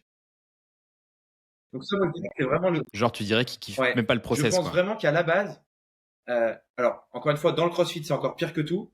Dans des trucs comme ça, c'est toujours une insatisfaction au départ. Et dès le moment où en fait, c'est viscéral, ils ne peuvent plus supporter cette insatisfaction, bah là, ils ont un vrai why. Et du coup, souvent entre celui qui performe et celui qui top performe, c'est celui qui a un pourquoi derrière qui lui permet de, quand c'est dur, de continuer. Et le pourquoi, il est très rarement positif. Ok, ça c'est intéressant. Et du coup, tu vois, il y en a plein des crossfitters, par exemple, pour prendre cet exemple qu'on connaît. Il y en a plein, même des, je sais pas, des rugbyman ou quoi, qui ont un why qui est très fort, tu vois, qui sont motivés par même des choses un peu négatives. Qu'est-ce qui fait la différence entre la crème de la crème que tu as pu fréquenter et les gens un peu lambda, un peu comme toi et moi finalement, Bah, tu vois? en fait, je pense que c'est aussi une notion déjà de capacité de base. Pour moi, dans la Ouais. performance, il y a deux choses. Il y a la courbe de potentiel max. Donc le potentiel max, Mmh. encore une fois, c'est physique, intellectuel, etc. C'est quelque chose qui se travaille, mais on le sait, pour que le corps s'adapte et progresse, bah, ça prend du temps. Et puis, il y en a qui vont commencer au niveau Ouais. 20 et d'autres qui vont commencer au niveau 40. Donc, à toute chose égale par ailleurs, celui qui a commencé au niveau 40 va être meilleur. Et puis, il y a la capacité d'optimisation, d'utilisation du potentiel. C'est-à-dire, euh, exemple, Johan Gourcuff au foot. Si vous allez regarder les tests physiques Ouais. de Johan Gourcuff à l'OL, c'est les meilleurs tests physiques des 15 dernières années. Donc, potentiel de base, très haut. Vu qu'il avait joué à Bordeaux, etc., c'est un truc qu'il a développé. Capacité d'utilisation de Mmh. son potentiel, pas beaucoup. À l'inverse, vous allez avoir des joueurs, Mmh. moi j'adore Giroud, mais Giroud, potentiel max, peut-être bien moins élevé que certains autres. Peut-être bien moins élevé qu'un Ben Arfa, même si c'est des profils différents. Et pourtant, capacité d'utilisation de son potentiel. Et l'utilisation de son potentiel, elle passe par le social, le comportement, tout. Parce que ce qui a fait la carrière de Giroud, c'est pas que son niveau au foot. C'est l'exemplarité sur le terrain, sa capacité d'être bien vu par le coach, sa capacité de s'intégrer dans un groupe, etc. Et je pense que le top performer, il a compris qu'il n'y a pas que sa pratique qui va influencer sa carrière. Et je viens du tennis de table et je suis trop content de pouvoir le dire. Et ça, je pense que c'est l'objectif de ma vie, c'était de pouvoir faire ça. Au JO, il y a eu Énorme. l'équipe de France qui a fait troisième au ping-pong. Et tout le monde a parlé des frères Lebrun. Et en fait, c'est un exemple Ouais. extrême de ça. Simon Gauzy a été numéro 1 français pendant 10 ans. Mais en fait, hors du ping, il a rien compris. Il a une image qui est horrible. Euh, je pense que avec mes potes, on attend la fin de ces matchs pour voir ses tweets et se dire à chaque fois, mais c'est pas possible d'être idiot comme ça. Je vous dis, si ça serait un footballeur, je pense que ça serait Anelka. Il ferait les unes, mais vraiment, c'est pitoyable. C'est vraiment, c'est pitoyable. Et du coup, lui, il a été pendant 10 ans au OK. top niveau. Et en 2 ans, les Lebrun, je suis persuadé qu'en 2 ans, ils ont pris plus de sous sur les sponsors. Ils ont eu plus d'opportunités. Mais ça s'arrête pas qu'à l'argent et à la popularité. Quand tu es aimé, quand tu gagnes de l'argent à faire ton sport, quand tu vas à un endroit et tout le monde t'apprécie, tu as plus de chances d'être meilleur. Et en fait, c'est aussi ça, gérer sa carrière. Et ça, je pense que c'est un petit peu, moi je le dis dans le business, les compétences physiologiques, anatomiques, on s'en bat les couilles. Ce qui compte, c'est les compétences sociales. Et ben, je pense que pour un sportif de haut niveau, c'est pareil. Sauf que on sait qu'il faut des compétences dans le sport. Il faut être bon dans ton sport. Par contre, qu'est-ce qui fait la différence? Mais même pour un club, hein, qu'est-ce qui fait la différence entre un joueur que tu payes 20 millions, un joueur que tu payes 30 millions? Qu'est-ce qui fait la différence entre un joueur qui est sur le banc et un joueur qui est sur le terrain? Eh ben, c'est pas toujours les capacités physiques. Ça peut être aussi ta capacité à nouer des contacts, le réseautage. J'ai eu un danseur de Danse avec les stars qui s'appelait Samuel Texier. Bah, Samuel, il a dû galérer beaucoup plus que les autres pour aller à cet endroit-là parce que il avait peut-être pas le réseau, etc., que d'autres ont eu. Et puis il y a des gens qui sont là depuis 10 ans, qui sont moins bons, mais par contre, ils ont le bon réseau. Et je pense que ça, c'est négligé. Et bah, moi, c'est quelque chose que je fais attention. Bah, comment tu parles? Là, il y a un joueur de foot, putain, j'ai perdu son nom, j'ai encore regardé une vidéo, qui a gagné le joueur en Angleterre en première ligue, le meilleur jeune joueur. Et quand on entend une interview de lui, il sait pas parler. Bah, lui, vous verrez que sa carrière va être impactée. Ribéry, est-ce que OK, Ribéry, ouais. si c'est un beau gosse qui gère le truc média, il n'est pas Ballon d'Or l'année où la France fait finale de Coupe du Monde, etc. Intéressant. Intéressant. C'est pas un peu le truc où, on fait de la politique et on lèche des culs, Mais dans bien les sûr. organisations, tu vois? Mais Je en je fait, le Ouais, OK. piston, moi, il y a un truc que j'adore. Moi, C'est j'ai une clair. famille qui déteste le piston et il faut surtout pas le faire. Mais en fait, c'est pas de l'héritage. En fait, il y a une différence entre t'as hérité de ça parce que t'es né comme ça, mais c'est pas vrai. En fait, comment tu t'es. Moi, Ouais. j'ai pas parlé dans ma famille jusqu'à 14 ans. J'étais très mal dans ma peau au lycée. Des skills. Enfin, tu vois, c'est d'un mal-être que j'ai développé des skills sociaux. Mais aujourd'hui, j'ai un bon réseau, OK. mais c'est pas un hasard. Quand je vais en Ukraine avec les médecins et que j'ai des contacts avec l'ONU pour mettre un traitement contre la douleur, etc., non médicamenteux, mais bien sûr que c'est du réseau. Ça, j'y ai pas accès. Moi, je suis dans l'eau, en train de nager, il y a quelqu'un qui me tend la main pour me sortir de l'eau et me faire passer sur le ponton, mais je vais pas lui dire va te faire foutre, je dois monter tout seul. Ouais. Et je pense que ça, c'est vraiment Ok. sous-estimé. Quand moi je t'écris, je sais que le podcast, il y a des gens qui vont me découvrir. Mais en fait, c'est aussi, j'utilise mon réseau social pour me développer. C'est le principe d'Instagram. Et c'est pour ça que Complètement. nous, on a eu en 6 mois 30 000 personnes qui nous ont suivis sur Instagram. Parce que, en fait, on a compris que il y a des choses que tu peux mettre en place qui vont te faire avancer. Si toi, tu as envie d'avancer vite, c'est aussi ça la performance. C'est mettre en disposition ses ressources face aux contraintes. Si j'ai pas assez de ressources, qu'est-ce que je fais? Je demande les ressources des autres. C'est hyper intéressant. C'est vrai que j'avais pas forcément envisagé le sujet, tu sais, de la carrière du sportif de haut niveau. Typiquement, s'il est bien dans son contexte, s'il est bien avec ses sponsors, s'il est bien aimé par le public, a priori, il va avoir des trucs un peu positifs et a priori, ça peut influencer sa performance. C'est intéressant de voir ça comme ça. C'est des choses qu'on n'a pas forcément en tête. On pense souvent performance physique, performance mentale, méditation, nanana. On pense pas forcément à Il y a ça. plein C'est intéressant. d'exemples. Regardez, moi je viens des sports individuels, je viens du tennis de table, mais même au tennis, Ouais. la joueuse, elle change de coach, elle est plus capable de performer. Le joueur de foot, il change de club, il était dans son club. Il y a Gauthier 1 par exemple. Si vous suivez un peu le foot, Gauthier 1, meilleur joueur de Ligue 2, il vient de Metz, il joue à Auxerre. Auxerre monte en Ligue 1 et il retourne à Metz qui est en Ligue 2.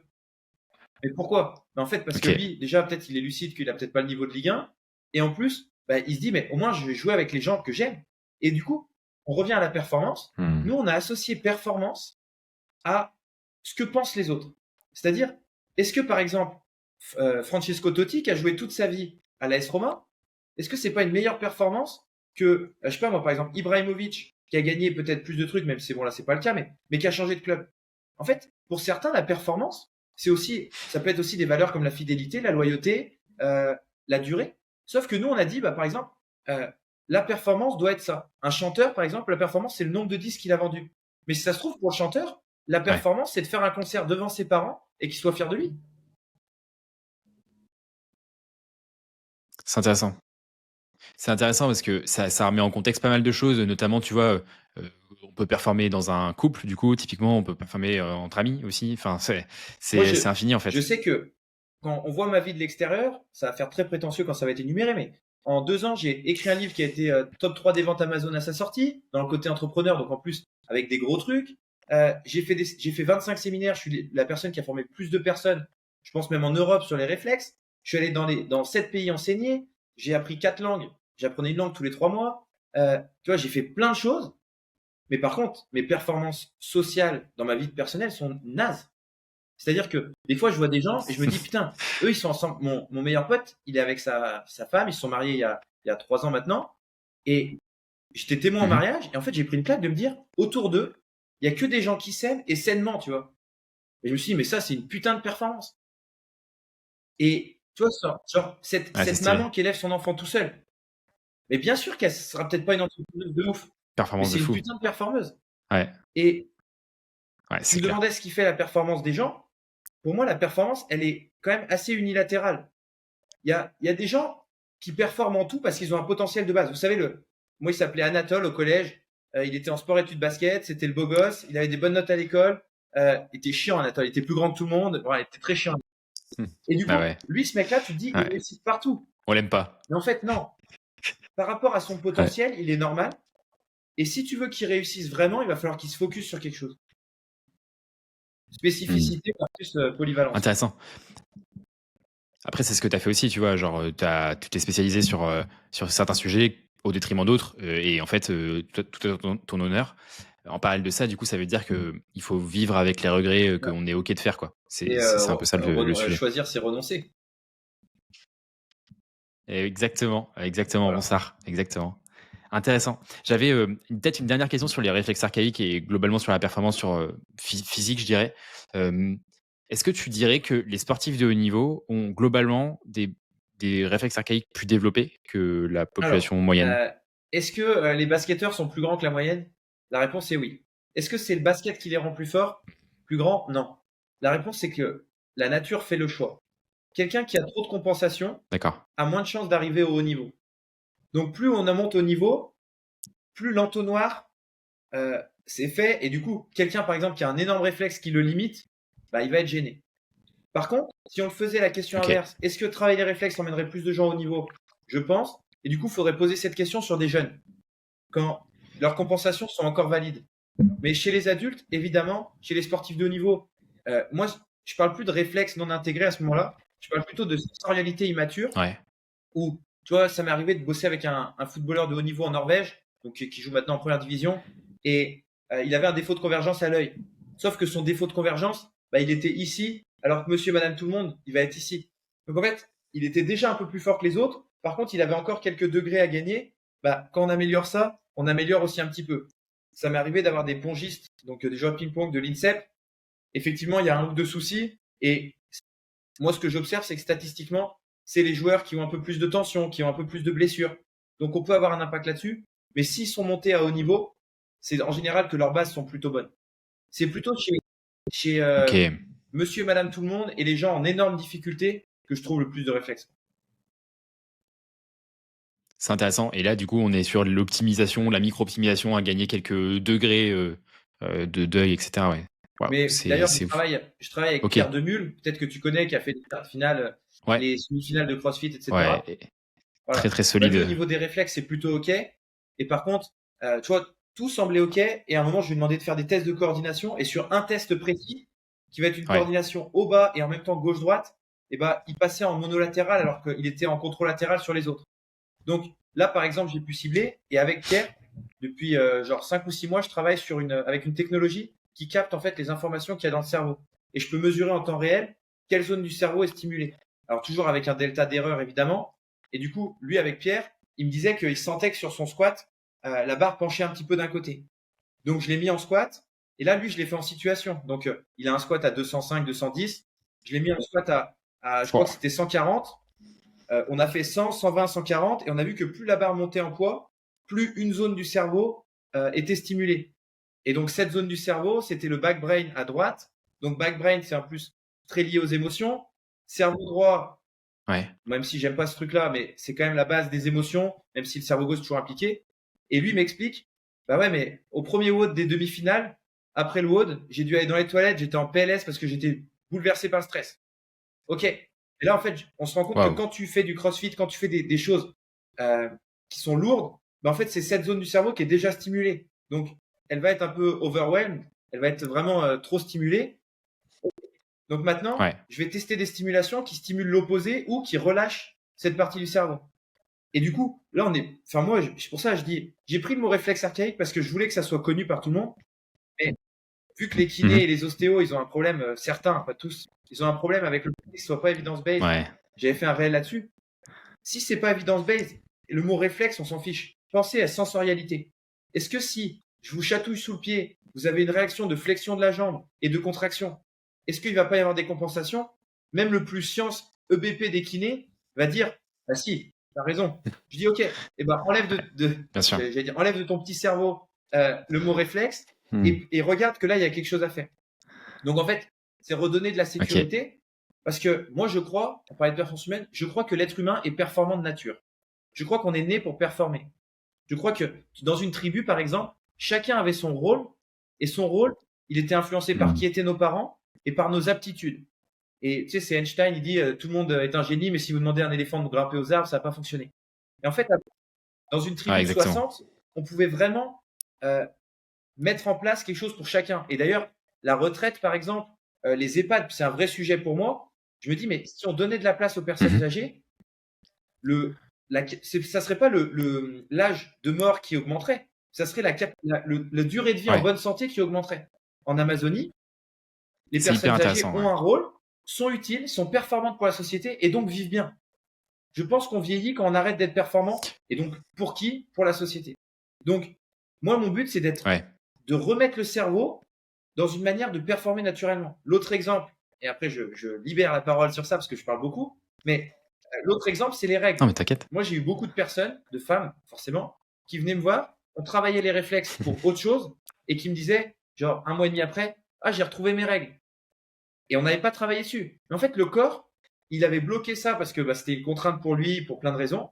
Et dès qu'on remet le corps à se dire, regarde, tu peux fonctionner correctement, la magie opère, quoi. Et donc, ça, c'est pour moi hyper important de se dire, le cerveau, il est fait pour performer. Les circuits neuronaux sont faits pour que on évite l'échec et on valorise la victoire. On va mettre plus d'importance à l'échec pour que justement on n'y aille vraiment pas. Et nous, qu'est-ce qu'on fait? C'est si on libère le cerveau de toutes ces contraintes, bah, c'est autoroute. Moi, il y a 5 ans, 6 ans, j'étais à Ok. Narbonne, je branlais rien de ma vie et j'avais exactement le même potentiel initial que là. Pourquoi j'ai explosé ces derniers temps? Parce que j'ai enlevé une par une les contraintes et que maintenant, en fait, quand je fais une tâche, je sais qu'elle va être bien faite. Parce que mon cerveau, il est programmé pour. De toute façon, il n'y a plus de frein, tu peux y aller. Il y a plein de choses à dire. Donc, en gros, on enlève On la enlève la retraite. retraite. Déjà, Il n'y a plus de alors, retraite. on enlève la retraite Ok. et surtout, si on veut performer, on enlève des choses, on n'en rajoute pas. Ça, c'est vraiment le truc qui est important. La per- C'est Pour ce moi, que la j'allais dire performance après, ouais. humaine, c'est d'enlever des choses. L'être humain, il est déjà performant. Pour la retraite, je vous assure que Ok. si vous enlevez aux gens l'optique de se dire je travaille 40 ans pour ensuite être tranquille, déjà ils vont trouver un boulot qui leur plaît, parce que si vous arrêtez de leur dire il y a cette Mhm. récompense au bout, en fait ils vont vouloir avoir quelque chose qui leur plaît au quotidien, et surtout vous leur enlevez leur bouée de sauvetage. La retraite, c'est un putain de plan B, et du coup c'est quelque chose sur lequel on se repose. Prenez quelqu'un, vous lui donnez 3000 euros par mois pendant 3 ans sans rien faire, à la fin des 3 ans ça devient un putain de cassos. C'est sûr. Donc, pas Ah ouais, de non, mais salaire moi universel non plus. je vais passer pour un gros con sur ça, mais aider les gens, tu sais, c'est donne-lui un poisson, il va manger une fois, donne-lui une canne à pêche, il va pêcher toute sa vie. Par contre, là où je suis quand même un peu modéré et un peu plus dans le côté social, c'est aider vraiment les gens à développer des compétences. Parce que bien sûr qu'il y a certains milieux qui favorisent des choses. Et bien sûr que, tu sais, c'est comme le concours d'entrée à Sciences Po. Tout le monde dit, ah ben, il est égalitaire puisque tout le monde peut s'inscrire. Oui, mais il va porter sur quoi le concours? Il va porter sur des auteurs que les gens du 16e arrondissement de Paris, ils grandissent avec dans leur maison, pendant que toi, au fond de la campagne, tu savais même pas qu'il existait. Donc, l'inégalité, elle est plus loin. Complètement. Par contre, je pense honnêtement Ouais. qu'aujourd'hui, tout le monde a du génie en lui, mais qu'on vit dans un système, en France, qui te donne une direction souhaitée, et que cette direction souhaitée, elle est plus contraignante qu'autre chose pour les gens. Je suis totalement d'accord avec ça. C'est pas moi qui vais dire le contraire. Je suis anti quota et compagnie parce que je trouve que c'est des discriminations. Donc là-dessus, pas de sujet. En revanche, je suis d'accord avec toi qu'il y a des inclinations des milieux sociaux qui sont déterminants, mais encore une fois, à mon avis, c'est pas une fatalité. Tu vois, je trouve qu'il y a des initiatives qui sont super belles, genre YouTube, ça peut être la pire plateforme de divertissement, comme la meilleure plateforme d'enseignement, tu vois. Donc, je pense que c'est vraiment tout le monde a des cartes en main en fait. Et oui, il y a évidemment des influences sur le milieu, et je pense vraiment que aujourd'hui, ça serait déresponsabiliser les gens de leur faire admettre que qu'ils savent pas en fait que YouTube Alors, peut les former, tu vois. Enfin, faut pas prendre les gens moi, pour des cons non plus, quoi. il y a 3 phrases qui me Tu viennent en vois. tête, c'est faut pas prendre les gens pour des cons, faut pas oublier qu'ils le sont. C'est-à-dire que, en vrai, les C'est gens, pas faux. si tu leur tires pas la main, c'est compliqué pour beaucoup de choses. Deuxième chose, il y a une vraie Ouais. différence entre bienveillance et exigence. C'est-à-dire que la fausse bienveillance, c'est ce Ouais. qu'il y a de pire et c'est déresponsabilisant, etc. Et l'autre chose, c'est que entreprendre et réussir sa vie, c'est un jeu. Le problème, c'est qu'il y a beaucoup de gens qui n'ont pas les cartes et qui n'ont pas les règles du jeu. Et moi, je le dis toujours sur le business, Ouais. moi, je viens du tennis de table. Et je le disais dans la formation, je vous invite à faire des sports d'opposition et de résolution de problèmes. Par exemple, le CrossFit, c'est pas un sport de résolution de problèmes. Il y a des gens qui me disent, dans ma Ouais. boxe, je me suis pas inscrit aux Open parce que j'étais stressé. Mais nique ta race, il y a rien de stressant. Il y a des gens qui me disent, en compète d'haltéro, je suis stressé. Mais c'est le même mouvement que tu as fait 100 fois. L'incertitude, elle est où? Au ping-pong, t'as un mec, il peut Ouais, servir c'est vrai. court, long, dans ton coup droit, dans ton revers. Là, il y a une incertitude. À la boxe, d'une, il y a de l'incertitude sur ce que l'autre va faire, sur ce que tu vas faire. Et en plus, si tu te fais toucher, t'as mal. Ça, c'est du stress. Allez faire des sports comme ça et vous Ouais. allez comprendre ensuite que le business, c'est un jeu. Et moi, j'ai toujours pris le business comme un jeu. Moi, ce qui m'amuse dans le business, c'est de faire mes ventes. Là, on a fait la formation sur l'état d'esprit. On a mis en place le truc marketing. Je sais que je suis bon à ça. Je pense qu'on va faire 60 000 euros en 3 semaines sur ça. Mais ça va être la folie. Et moi, je vais kiffer. Parce qu'en fait, c'est un jeu. Et si je perds, j'ai pas de problème. Je vais gagner la fois d'après. Sauf que le problème, c'est qu'il faut connaître les règles du jeu. Et c'est là où je te rejoins sur tout le monde a les cartes en main. Par contre, si tu joues à la belote avec des mecs qui savent pas faire les annonces et qui savent pas faire ça, c'est compliqué. Donc, il y a un vrai problème Ouais, c'est d'éducation. clair. Et encore une fois, les algorithmes sont Ouais. faits pour que si toi, tu vas sur YouTube, maintenant, parce que tout ce que tu as mis en place, Bah, bien sûr. tu vas tomber sur un truc instructif. Et que la majeure partie des gens, quand Ouais. ils vont sur YouTube, ils vont tomber sur les vidéos d'Adé Laurent qui fait de la production de mimes et qui va, voilà. Et donc, c'est aussi là Ouais, où il y a un déséquilibre, mais là où je suis d'accord avec toi, je suis d'accord. en France, pour le coup, j'ai voyagé dans pas mal de pays. En France, tout le monde peut réussir. Et moi, je viens d'une petite campagne qui s'appelle Saint-Jean-de-Bournay. Et quand je vois l'enfant que j'étais, les rêves d'enfant, moi, c'était des rêves de je veux gagner 2 000 € par mois et faire un voyage par an. Parce que ça, c'était un rêve. Mm. Je te dis même pas un objectif, c'était un rêve pour moi. Ouais, En fait, un jour, ok, j'ai ouais. rencontré quelqu'un qui, elle, avait toujours vécu un peu dans l'opulence.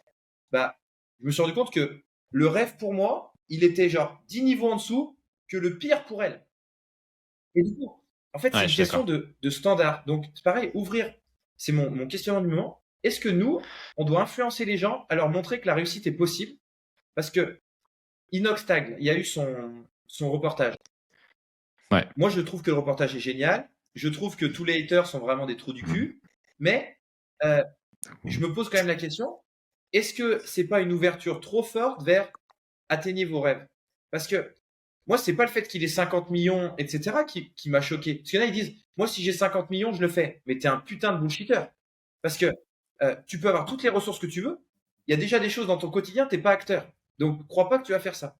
Moi, là où je suis impressionné par ce mec, c'est d'être capable de s'entraîner pendant 1 an dans l'atteinte d'un objectif et d'avoir engagé complètement sa réputation, la vie d'autres personnes. Et du coup, lui, il a déjà ça. Mais est-ce que les jeunes qui le regardent, qui sont pas forcément les plus affûtés du tiroir, eux, est-ce qu'ils ont les ressources de se dire je me mets à l'action dans un bon but? Dans quoi ils vont se mettre à l'action? On saura dans 5 ans. Et là, moi, je trouve que maintenant, il va avoir une vraie responsabilité Inoxtag, c'est d'éduquer sur ça. Et s'il le fait, il aura réussi, je Ouais. pense, le plus gros coup social et d'éducation du 21e siècle. Je suis d'accord avec toi sur tout, quasiment. Je trouve vraiment, j'en ai pas parlé encore, je pense que je vais faire quelques stories sur ce truc-là, mais les haters de ce documentaire, moi, ça me met hors de moi. Genre, j'ai envie de mettre des coups de batte de baseball. C'est tout ce que je déteste de la France et c'est une des raisons de pourquoi je suis parti, en fait, parce que je trouve que c'est juste petit, lamentable et Je, minable, en fait. moi, sur C'est, ça, je suis obligé ouais, d'intervenir parce que quand j'ai lancé les séminaires, je me suis fait ouvrir à mon échelle sur ça. C'est-à-dire, moi, que Josiane, euh, qui mange pas de viande parce qu'elle pense que c'est bon pour la planète, et voilà, etc., qu'elle soit dans son salon et qu'elle critique Inoxtag, bah, c'est bien. Il n'y a pas de réunion Tupperware cette semaine, et elle le fait sur les réseaux sociaux, c'est génial. Par contre, qu'il y a un alpiniste, ouais, il y en a un qui a parlé, qui a dit voilà, monter l'Everest avec de exactement. l'oxygène, tout le Bon, monde c'est peut le pas faire. vraiment des... Mais Non, en fait, mais... juste, il a 22 Ouais. ans, il connaissait rien à la montagne, il a pris le temps de tout apprendre sur la montagne. Puis c'est pas le sujet, Et quoi. surtout, enfin, C'est... bref, ça, c'est pour moi, c'est la cata. Ouais, Et c'est ce genre de comportement ouais, qui, en France, te pousse à rester dans la classe moyenne. Et moi, je dis toujours ce truc. En France, tu as une exactement. vague. Pour moi, la classe moyenne en France, c'est un courant qui te ramène vers le bas. Et du coup, si toi, tu Mm. veux passer ce courant et aller surfer les jolies vagues, tu vas devoir nager, nager, nager. Et plus tu avances, plus le courant il est fort. Et en fait, il y a un moment où tu vas devoir dire, je donne tout ce que j'ai pour sortir de ça et je vais pouvoir me reposer après. Aujourd'hui, si vous voulez entreprendre, moi, Ouais, je vous le dis, oui, ça va être dur. Et le plus dur, ça va être de quitter tous les freins que vous avez qui sont votre famille, votre société. Quand j'ai lancé les séminaires, ouais, je me suis appelé Lucas Bourguignon conférencier. Et tout le monde m'a dit, mais tu te prends pour qui à t'appeler Lucas Bourguignon conférencier? Donc, je me suis fait ouvrir et les gens faisaient des blagues sur moi à un moment, voilà, ça les est. Mais une personne qui est pas sûre de son rêve, qui est pas sûre de ça, eh ben, elle fait demi-tour. Et c'est plus confortable de revenir. Et derrière, 3 ans après, vous dites, putain, j'y étais presque. Et en fait, ce qui a fait que t'as pas réussi, c'est que t'as pas eu la force de dire à ces gens, vous êtes des tocards. Et l'autre fois, je l'ai fait. Et du mm, coup, je vais le reciter parce que c'est vraiment un tocard absolu. Une des personnes qui m'avait formé, j'ai commencé à montrer mon travail avec les imageries du cerveau. Il a mis sur Facebook, sans me citer évidemment, parce que ça, hein, il aurait fallu un peu de courage, mm. mais vu que je l'ai sur Facebook, je l'ai vu. Pendant que certains découvrent les imageries mentales, nous, on travaille avec ça depuis 20 ans. Et j'ai pris le post, j'ai enlevé son nom, je l'ai mis sur Instagram où il me suit, et j'ai mis, vous voyez ça, c'est le poison français. C'est-à-dire quelqu'un qui est déjà sur le truc et qui fait en sorte que personne accède à ce qu'il a. Et ça, c'est vraiment grave. Et si vous entreprenez, ça fait un petit peu développement personnel de comptoir, mais si vous entreprenez, soyez déjà prêt à être emmerdé par tous les gens qui n'ont pas entrepris, mais en plus d'être emmerdé par les gens qui ont entrepris. Et c'est là où je trouve que les Français sont des putains Ouais, d'hypocrites. C'est que ceux qui ont réussi n'ont même complètement. pas envie que les autres réussissent. Alors que c'est complètement con dans les réflexes. je vais reprendre le truc et tu sens dans ma voix que ça me rend fou. Ouais, non, mais t'inquiète, c'est Dans un les même sujet réflexes, pour moi aussi. les réflexes, tout le monde s'en battait les couilles. Il y a Paul Landon qui faisait ça en France. Il a une communication qui était assez légère. Il bossait grosso avec des enseignants, etc. Et il y avait des formations de neurofonctionnels. Plus personne fonctionnait. C'est-à-dire qu'ils avaient 8 trucs. Lucas Bourguignon arrive, il fait ses séminaires et d'un coup, on a fait des réels à 1 million, 2 millions, 4 millions de vues. Il y a des gens de partout qui se mettent à découvrir que les réflexes archaïques existent. Tous les haters des réflexes, ils viennent sur moi. Mais en plus, les gens qui formaient sur les réflexes se chient dessus que je prenne une part de marché, sauf qu'ils n'ont pas compris que, bien sûr que j'ai pris une part de marché la plus grosse, sauf que leur marché c'était 30 personnes, et que maintenant, grâce à moi, le marché c'est 600 000 personnes. Du coup, bien sûr que moi j'en prends 500 000, mais vous avez toujours 100 000 à vous partager, alors qu'avant vous aviez 30 000. Donc, vous êtes clair. des idiots et vous êtes ingrats. Et je trouve que c'est le pire truc pour un entrepreneur, c'est d'être ingrat avec les autres entrepreneurs. Ouais, je suis d'accord. Mais moi, je suis très pro compétition, effectivement. Et je pense que ça relève le niveau de standard. C'est là où, tu vois, je suis d'accord avec toi sur le côté français. Donc, je pense qu'on a un système qui enferme les initiatives, qui enferme les gens dans une carrière de 40 ans qui aboutit sur une retraite. Je pense aussi, on n'en a pas parlé, mais c'est qu'il y a un vrai business, en fait, sur, tu vois, le troisième âge, en fait. Tu vois, le système des EHPAD, en fait, c'est un business, mais monstrueux. Et personne n'a intérêt à ce que les gens n'aillent pas en EHPAD, en fait. En tout cas, tu vois, c'est colossal. Et en fait, moi, ce qui m'énerve aussi, il y a deux choses. Le premier truc, c'est qu'en fait, on a voulu surcomplexifier la vie, tu vois, en disant il faut être dans les EHPAD, etc. Ah, mon grand-père, à 90 balais, il allait dans les champs, il allait faire ses petites plantations, il allait travailler, tu vois, entre guillemets. C'est ce qu'il disait tous les matins. Moi, j'ai ça à faire, tu vois. Et je pense qu'il y a un côté où il faut arrêter de se branler, tu vois, et juste vivre ta vie un peu simplement comme le faisaient nos grands-parents avant et arrêter de se prendre la tête à vouloir se mettre en EHPAD, optimiser, je sais de quelle manière, tu vois, surcomplexifier les trucs. Je pense qu'il faut juste simplifier drastiquement De notre toute mode de façon, vie. dès le moment où tu rajoutes quelque chose à ce qui existait avant, il faut que tu te dises est-ce que ça apporte quelque chose. Ouais. La réalité, c'est que toutes les technologies nous ont rendus plus faibles sur certains points, plus forts dans d'autres. L'intelligence artificielle fera exactement pareil, etc. Mais par contre, c'est de se dire où on veut aller et à qui ça profite. Moi, par exemple, j'en veux pas à l'État français ou des trucs comme ça pour des choses qu'ils font, puisqu'eux, ils ont un intérêt pour le faire. Tu sais, il y a un côté où, moi, quand je vais dans un restaurant, que le mec essaye de me vendre le plat le plus cher, je comprends. Quand je vais chez le kiné, qu'il essaye de me vendre la séance en plus, ben, je comprends. La question, c'est, bien sûr. C'est du business, en fait, aujourd'hui, en France, on a aussi dit que vendre, c'est manipuler. On a oublié que manipuler, exactement. à la base, le terme, c'est toucher avec ses mains. C'est faire quelque chose avec ses mains. Mais en fait, manipuler, le mot, demande aux gens, moi j'adore ce truc-là. Performance. Les gens, ils pensent positif. Manipuler, négatif. Mais en fait, négatif. C'est un direct. truc où il faut comprendre que les mots ont un sens, qu'on a perdu parce qu'on est devenu sous-intelligent et que du coup, on n'utilise plus les mots correctement. Mais par contre, c'est des choses où les mots ont un sens et le sens qu'on leur a donné est devenu vérité. Mais en fait, une performance, c'est quelqu'un qui monte sur scène et ça peut être nul à chier. Et manipuler, un kiné, il te manipule. Et pourquoi ça serait négatif? Je suis allé me faire manipuler par mon kiné, ultra positif. Je me suis fait manipuler par un politique, ultra négatif. Pourtant, le politique, il veut quoi? Il veut t'emmener dans son idée. Moi, il y a un truc qu'on m'a toujours dit, c'est « Putain, Lucas, quand on parle avec toi, on a l'impression que tu as toujours raison. » Et je dis « Mais encore heureux. Imagine si je disais quelque chose en pensant que j'avais tort. » Et là, les gens, ils disent « Ouais, mais non, mais en fait, ce qu'on veut dire, c'est que t'essayes vraiment de vendre ton avis. » Mais je dis « Mais je pense sincèrement que c'est ce qu'il y a de mieux. Si tu me montres que j'ai tort, crois-moi, je vais changer d'avis. Par contre, en fait, il va falloir que tu me montres que ce que tu as à dire m'aide plus que ce que moi, j'ai à dire. Sinon, je continue avec ma version, elle est mieux. Ouais, là, tu prêches à convaincu. Hein. Moi, je suis commercial de formation, donc forcément, là-dessus, évidemment, ça résonne. Il y a un sujet de résolution de problème. Je pense que dans ce que tu veux, en fait, on dit tout le temps les formateurs en ligne, nanana. En fait, les formateurs en ligne, si tu réponds à un problème identifié par quelques solutions que ce soit, pour moi, c'est une valeur ajoutée. Tu vois, genre, y a pas de sujet. Moi, je dis toujours cette phrase. Entreprendre, c'est trouver des solutions à des problèmes. Et manipuler, c'est inventer une solution à un problème. Mais par contre, moi, les solutions, je les ai. Tu sais, c'est la phrase que j'avais dit. Moi, tu mets n'importe quel tocard, il travaille 1 an avec moi, il fait 6 000 € par mois dans le coaching. Mais en fait, je le fais chaque année. C'est pas. Ouais. Je pense que le mot tocard est pas forcément le plus pertinent. Après, tu vois, genre, moi, je l'ai vu. Hein, c'est juste. Et il y en a qui se reconnaîtront parce qu'on a parlé. Moi, il y a des entrepreneurs où, tu sais, des fois, il y a un truc de lucidité aussi. Moi, par exemple, Ouais. j'ai toujours eu cette lucidité de me dire quand j'étais au lycée, j'étais dégueulasse physiquement, etc. En fait, j'allais pas jouer sur ça pour avoir ce que je voulais. Par exemple, si je voulais draguer une fille, j'allais jouer sur ce quoi j'étais bon, Ouais. capacité d'écoute, des trucs comme ça. On m'a souvent dit que j'étais prétentieux des fois. Non, moi, je suis hyper dur avec moi-même. Je me mets jamais là où je pense que je serais pas. Par contre, si je suis bon dans quelque chose, tu m'entendras jamais dire ouais, ça va, je suis pas mauvais. Non. Au tennis de table, j'ai été très fort. Au soulevé de terre, j'étais très fort. En maths, l'exemple que je donne tout le temps, je suis sorti du bac de maths au bout de 45 minutes, je savais que j'avais 20. On me posait la question pourquoi t'es sorti plus tôt? Je dis bah j'avais pas resté plus, j'ai 20 de toute façon. Tu vois, j'ai eu 20, c'était pas prétentieux, je sais où je suis. Par contre, gérer une facture, je sais que je suis une merde absolue.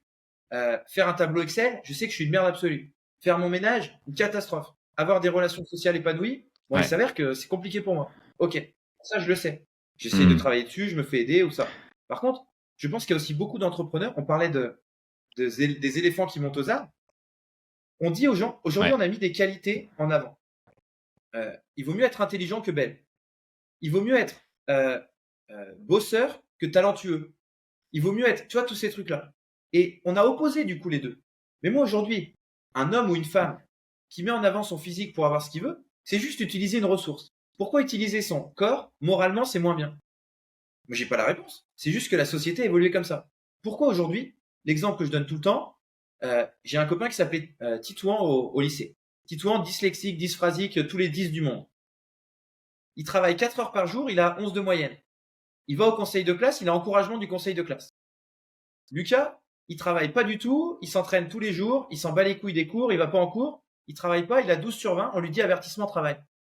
Donc, vous avez quelqu'un qui fait moins d'efforts qu'un autre pour avoir de meilleurs résultats et on lui dit c'est pas bien. En fait, il y a un moment où il faut être capable d'utiliser ses capacités. Et ta capacité, c'est peut-être pas d'être intelligent. Ta capacité, c'est peut-être de faire rire les gens. Ta capacité, c'est peut-être d'être simple. Coluche, est-ce qu'il aurait été aussi drôle s'il avait été beau gosse? Sûrement pas. Tu sais, il y a un moment où ce que tu es te définit, comment tu en fais une force. Et je pense que c'est aussi ça, entreprendre de façon la performer. C'est utiliser ses ressources à soi. Et pas potentiellement. Moi, j'ai eu une élève dans un mentorat qui me disait, moi, je suis super intelligente et tout, j'apprends vite. Je lui donnais 3 concepts en une semaine, elle était perdue. Et à un moment, je lui ai dit, je suis désolé, je vais t'avouer un truc, je pense que t'es pas aussi intelligente que tu le penses, et une fois que tu auras compris ça, eh ben, ta vie va être beaucoup mieux. Tous ceux à qui je raconte l'histoire me disent, putain, comme t'es dur. Mais en fait, moi, j'ai dit, et donc, tous les gens qui lui ont fait croire qu'elle était intelligente, alors qu'ils ont eu les preuves que c'était pas vrai, ils sont pas durs. Et en fait, elle se retrouve dans une situation où cette bienveillance, ça ne fonctionne pas. Donc, je pense qu'il y a une question de lucidité. Je suis d'accord. C'est cool parce que je voulais revenir sur le sujet de la bienveillance. Est-ce que tu connais Fanny Nussbaum? Ok, c'est une chercheuse en psychologie du coup que j'ai interviewée l'année dernière, qui est adorable et que je te recommande 1000 fois parce que d'ailleurs ses ouvrages sont excellents, je trouve. Et justement, elle parle de performance et que justement sur le sujet de la bienveillance, son dernier ouvrage. Ouais, bien sûr, ouais, carrément. C'est Fanny Nussbaum du coup, mais je te le renverrai avec grand plaisir. Et tous les auditeurs, je vous recommande cet épisode-là, même si la qualité sonore était malheureusement pas au rendez-vous. Je pense qu'on va faire un deuxième épisode parce que c'était vraiment très cool. Et en fait, elle, ce qu'elle dit, c'est justement en fait le cancer de la société, c'est la bienveillance en fait, parce que ça, en gros, ça a baissé le niveau de standard, ça a cassé les rêves des gens. Et tu vois, on est dans une société où les gens aujourd'hui s'autorisent plus à rêver, juste sous couvert de bienveillance, parce qu'en fait, c'est mieux qu'ils peut-être rêvent pas trop haut, parce qu'ils risquent d'être déçus, de pas réussir à atteindre leurs objectifs. Et je pense qu'elle, en fait, sa communication, elle est assez, ce qu'on pourrait considérer comme dure, en disant les choses de manière très factuelle, tu vois. Moi, ma psy, elle me dirait, dans ce que tu disais là, elle me dirait, OK, en fait, il y a un timing, Pierre-Emmanuel. Tu peux pas dire aux gens qu'ils sont pas intelligents s'ils ont pas encore prêt à l'entendre. Effectivement, tu vois, des fois, il faut forcer ces petits trucs-là. Et des fois, je pense qu'il y a aussi un sujet de, est-ce que tu es capable d'encaisser ce truc-là? Est-ce que tu es capable de l'intégrer aussi, tu vois? Et c'est pas simple non plus, quoi. Ça demande beaucoup de courage d'être aussi lucide que ça, je pense. Une contrainte te fait progresser si tu as les ressources de la surpasser. Exactement comme une barre au squat. Si tu mets 100 kilos sur une barre au squat d'une personne qui a un back squat à 98, ça se trouve, il l'a fait et derrière, le lendemain, il a progressé. Tu mets sur quelqu'un qui a une capacité à 50, il l'a fait, il se blesse au genou. C'est pareil avec les conseils qu'on donne, c'est pareil avec les mots qu'on donne. Est-ce que ce qu'on donne, la personne a la capacité de l'encaisser? Et du coup aussi, on en revient sur performer, il y a une grosse notion d'apprentissage. Et tu me demandais, les top performers, ils ont aussi un environnement qui les pousse à progresser. Et c'est pas forcément un Hmm. environnement de qualité. J'insiste. C'est un environnement qui est plus à C'est performer. vrai. Parce que Ouais, souvent, tu as le papa ou l'oncle qui est un vrai connard. Qui est un vrai ouais, connard. Mais exactement. en fait, c'est justement pour Exactement. pas devenir comme lui que ça fonctionne. Ou tu as une relation, tu sais, Rabiot avec sa mère, par exemple. Tu as une relation très bizarre qui fait des trucs. En fait, la performance ne dépend pas forcément du bien-être, même rarement.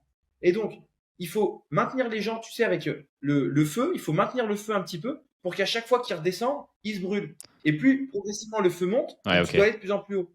L'après-carrière de beaucoup de gens est compliquée parce qu'en fait, ils se retrouvent sans cette soupape de... Hmm. regarde le nombre de sportifs de haut niveau qui, 3 ans après leur carrière, deviennent gros. Mais en fait, c'est-à-dire que Ouais, c'est vrai. ça veut dire qu'il faisait le côté physique juste pour performer. Parce qu'il y avait, tu vois, il y avait une contrainte, il n'y avait pas de plaisir. Et à l'inverse, t'as un mec comme Lizarazu qui passe sur les trucs. Maintenant, il a 56 ans, je sais pas quel âge il a. J'abuse, mais. Et le mec, il fait toujours 3 heures de sport, il a toujours plus Mhm. d'abdos que nous. Et il te dit, c'est ma vie, tu vois. Ouais, c'est vrai. Pourquoi? Parce que lui, peut-être que son pourquoi, c'était pas le même que Wayne Rooney, par exemple, qui lui, maintenant a grossi comme jamais. Et, et donc, Ah ouais, ça, c'est des ok. trucs que tu vas voir très souvent. Et effectivement, je trouve que la bienveillance ne passe jamais par le mensonge. Jamais. Par contre, est-ce que la vérité est supportable pour la personne? Bah ça, c'est un truc. Ça, c'est... Et du coup, je trouve que tu as une grosse responsabilité en tant que coach, en tant qu'accompagnant, en tant que mentor, parce que c'est à toi de savoir si c'est le bon moment ou pas pour Ouais. forcer un peu le truc, quoi. Tu vois, Et c'est pas simple, je surtout, trouve. on en revient au contexte. Intéressant. Pourquoi la personne t'a contacté? Moi, ce que je dis à tous les élèves du Ouais. mentorat, ils le savent. Ils me payent 1 an, c'est 600 euros par mois. Ils savent par contre que moi, je suis pas là pour qu'on soit potes. Il y en a plein. D'ailleurs, franchement, je pense que c'est 40%. Ils passent au moins un mois du mentorat à me détester. Et après, ils reviennent. Et après, ils me disent, Lucas, cette phrase-là, elle m'a fait, presque ils me disent, elle m'a fait suffisamment mal pour que je Ouais. change. Et le but, c'est pas ça sera jamais de les vexer. Mais, tu sais, ça sera toujours de leur dire, là, regarde, il y a ce truc-là, ça t'a fait du mal. Et moi, je sais que je fonctionne comme ça. Alors moi, c'est un extrême qui est pas bon parce que je suis assez Mhm. extrémiste. C'est toujours les phases de ma vie où je suis plus triste que je suis plus créatif. Ouais. Intéressant. Ouais. Ça m'étonne pas trop en même temps. Tu vois, c'est le moment où je suis le plus en mode monk mode que je développe le plus de business, enfin que j'ai le plus de Si tu es performance aussi, quoi. heureux, Donc, imagine, moi, j'ai vécu un peu. ouais. Si tu es T'as pas heureux, besoin en fait. que tu rentres chez toi, que tu es épanoui. Mais moi, je dis toujours, le bonheur le bonheur est un état non moteur. Quand tu es heureux et que tu es épanoui, est-ce que vraiment tu as besoin T'as pas d'aller chercher besoin. quelque chose? Mais non, tu as déjà tout. Quand tu es dans ta grotte, Ouais. c'est la caverne de Platon. Caverne de Platon, c'est tu sais pas ce qu'il y a à Mhm. l'extérieur et tu choisis d'y aller quand ce qu'il y a à l'intérieur te semble pas supérieur à ce qu'il y a à l'extérieur. C'est le principe de la motivation aussi. La motivation, c'est quand tu as l'impression que que les ressources que tu vas engager vont être inférieures aux ressources que tu vas récupérer. C'est le Ouais. cliché des idiots sur koh qui vont dépenser 400 calories à marcher pour aller récupérer 2 bouts de manioc qui vont se partager. Mais c'est débile. Ouais, Par j'avoue. contre, quand tu te rends compte que euh, dire quelque chose à quelqu'un, que faire une activité te rend plus épanoui, c'est que ta situation de base n'était pas épanouissante. Ouais, je suis d'accord. Ok. Trop bien. Bah, on peut passer peut-être à cette dernière partie parce que je sais que ça va prendre un peu plus de temps qu'à l'accoutumée. J'ai quelques petites questions peut-être avant juste pour boucler cette deuxième partie. Euh, Tu dirais, enfin, on a pas mal parlé de vieillissement et de Hmm. bien vivre le vieillissement. Donc, il y a la différence entre je vis vieux et je vis vieux en bonne santé. Ça serait quoi pour toi les facteurs de vieillissement qui encouragent cette bonne santé Alors, quand tu vieillis? problème sensoriel, toujours, c'est la base. Euh, Ok. j'ai fait une formation avec Mazgutova, il y a un concept que j'aime beaucoup. C'est une personne commence à moins bouger quand elle a de plus en plus peur de la chute. Donc, si vous observez les personnes âgées qui ne font plus rien, c'est des personnes en général qui sont penchées vers l'avant Mhm. et en fait qui viennent déjà réduire la distance avec le sol si elles chutaient. Et du coup, c'est des personnes qui vont faire des petits mouvements. Donc, la première chose pour vieillir en bonne santé, c'est la capacité de s'accroupir et de chuter. On va sortir Ok. un réel d'ici que le podcast soit sorti où je vais dire, vous êtes assis en squat, si vous êtes en squat profond, si vous n'êtes pas capable de tenir cette position pendant 10 minutes de suite, vous êtes en mauvaise santé articulaire. Donc, euh, Ah ouais. aujourd'hui, l'accroupissement, aller dans les pays, vous savez, les États centenaires, en fait, ils ont tous une capacité d'accroupissement énorme. Mhm. Mobilité de cheville, mobilité de genou, mobilité de hanche, plus, ça on n'en parle pas, capacité à se rapprocher du sol et à tomber, et du coup, grosse sécurisation du système. Car avant notre société malade, une des plus grosses causes de mortalité, c'était la chute. Notamment la chute sur le rachis, qui handicapait complètement. La première trace d'humanité et de vie en collectivité, c'est qu'on a retrouvé un cadavre de quelqu'un avec un fémur cassé. Et en fait, fémur cassé est reconstruit. Parce que avant, dès que quelqu'un avec fémur cassé, sa vie était foutue. Et on s'est rendu compte que les gens commençaient à vivre en collectivité quand quelqu'un avec le fémur cassé avait réussi à survivre. Donc, gérer la chute, hyper important. Deuxième chose, activité sociale. Et par activité sociale, j'appellerais plutôt productivité sociale. Une personne a envie de développer ses capacités et continue de développer ses capacités tant qu'elle sent qu'elle est utile pour le groupe dans lequel elle vit. Donc, une personne âgée, une association, travailler, s'occuper d'enfants en Amazonie. Les personnes âgées vont s'occuper du feu, vont s'occuper de cuisiner, vont s'occuper d'élever les enfants, de faire à manger. Ils sont utiles, donc on vieillit moins. Troisième chose, partage de son expérience. Le seul intérêt de vieillir, c'est d'avoir plus de choses à raconter pour ceux qui n'ont pas encore vieilli. Et donc, cette passation, elle est méga importante. On l'a vraiment perdue dans nos sociétés. Où vous savez maintenant, vu qu'on a accès à nos grands-parents par WhatsApp, etc., on a des conversations futiles avec eux. Alors qu'en fait, normalement, les grands-parents, même si le monde a changé, ils sont passés par des étapes par lesquelles on n'est pas passé. Et donc, il y a une transmission de savoir que Internet a un peu niqué. Il faut être honnête aussi. Maintenant, si on veut demander quelque chose, on ne va demander plus au grand-père la définition d'un mot. On ne va plus chercher dans le dictionnaire qui était l'étape d'après. On va chercher sur Google. Voilà. Donc, pour moi, c'est les trois trucs. C'est développer le sensoriel, continuer de faire des choses, être capable de s'accroupir et de gérer la chute, être actif pour le groupe social et se sentir productif, parce que la perception qu'on a de nous dans le groupe social est hyper importante. Et troisième chose, passation de connaissances. Ok. Trop bien. Je voulais faire un petit crochet avant de passer juste aux dernières questions. Il y a quelques concepts sur lesquels tu es intervenu dans des différentes interventions. Il y avait le earthing, du coup, le fait de marcher pieds nus sur le sol. Et aussi, moi, ce qui m'intéressait, c'est les chaussures, tu sais, les chaussures plates, là. Ouais, exactement, minimalistes. Qu'est-ce que tu penses de ça? Est-ce que ça a un vrai intérêt Alors, ou pas, pour moi, le ces deux earthing, choses-là? c'est un méga intérêt. J'inviterais même à faire vraiment de la reconnexion totale dans la forêt, des trucs comme ça. Ça, c'est merveilleux. J'ai pas tous les fondements physiologiques derrière. Il y a un documentaire Netflix apparemment maintenant qui s'appelle Earthing qui en parle. Après, en général, quand c'est documentaire Netflix, moi, les sources, j'ai un peu plus de mal, mais voilà. En tout cas, il y a des choses intéressantes. Moi, je ressens les bienfaits. Quasiment tous mes clients ont ressenti les bienfaits. Au niveau sensoriel, je peux en parler. Différentes textures, donc forcément, le pied et le cerveau doivent prendre des informations différentes. Au niveau de la motricité aussi, le pied doit se développer différemment, dérouler, etc. Donc ça, c'est intéressant. Il y aurait le fait que la nature soit des ions négatifs et du coup, ça déchargerait le corps de tous les ions positifs en trop. Voilà. Pas mal de choses comme ça. Beaucoup de liens sur les tensions, sur tout ça. Il existe même, pour ceux qui n'ont pas de nature, des lits où vous branchez à l'électricité et en fait, ça relie à la terre. Parce que je ne sais pas si vous savez, c'est aussi comme ça qu'on pouvait se protéger des orages en étant relié à la terre, enfin, des choses comme ça. Donc, on sait qu'il y a quelque chose au niveau de transmission électrique. Ça, c'est bien. Deuxième chose que tu me disais, chaussures minimalistes. Alors, chaussures minimalistes, pour moi, on en revient au réflexe archaïque. C'est bien quand c'est compris, c'est-à-dire pas souvent. Ce qu'il faut comprendre, c'est que mettre une chaussure minimaliste, vous allez entendre plein d'entraîneurs dire « Ouais, mais là, tu as un problème avec ton pied, mets des chaussures minimalistes. » Non, en fait, tu vas aggraver le problème. Pourquoi? Parce que la personne, elle n'aurait pas la capacité de supporter les stimulations. Encore une fois, rappelez-vous qu'une contrainte est positive que si la personne a les capacités d'y faire face. Pour beaucoup de personnes qui ont une sensorialité du pied qui est catastrophique, vous leur mettez des chaussures minimalistes et qu'est-ce qui va se passer pour eux? En fait, ils vont pas pouvoir traiter l'information qui arrive, ça va être plus de tension. La tension, elle va être prise ailleurs et c'est une catastrophe. Le passage en minimaliste est de toute façon à faire de manière progressive, ça c'est comme tout. Et parfois, moi ça m'arrive d'avoir des athlètes à qui je conseille le drop dans un contexte de vie. Idéalement, sur le long terme, j'aimerais quand même que tout le monde passe à quelque chose de plus naturel. Mais c'est comme marcher dans la terre. Si vous avez des réflexes des pieds qui sont ultra actifs, encore une fois, il y a un réel qui va passer dans les jours qui arrivent là sur les réflexes du pied. Vous avez un réflexe des pieds qui est ultra actif. Vous marchez dans la terre, c'est trop d'informations pour le corps. Peut-être qu'il faudra faire en chaussettes. Peut-être qu'il faudra aller marcher dans la mer, vous savez, avec le sable et l'eau qui enlève un peu de poids, etc. Toujours une question d'écologie de la personne. Est-ce que pour la personne, c'est écologique? C'est intéressant parce que, tu vois, à chaque fois, je me pose la question, c'est quoi la dernière fois que j'ai marché pieds nus dans l'herbe, tu vois? Je vais te raconter une histoire qui, pour moi, est folle.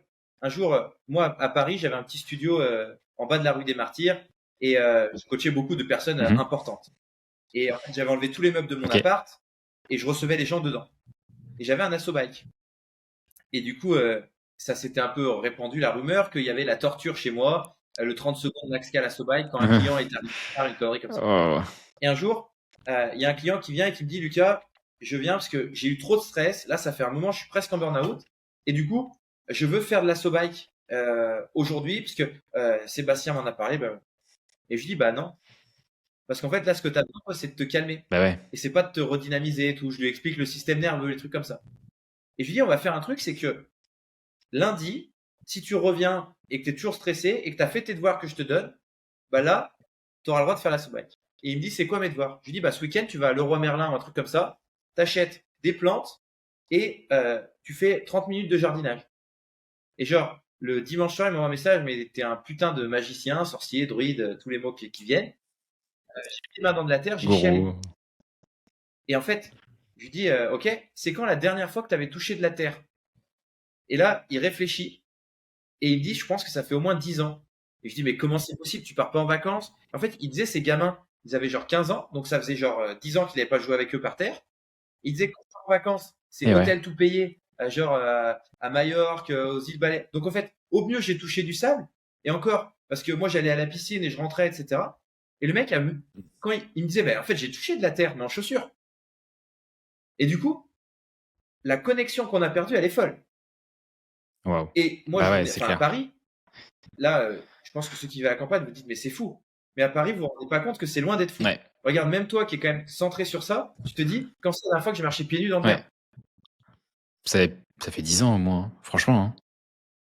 C'est ouf. Et la zone 2 dans tout ça? Zone 2, bah après, l'extrait a été isolé.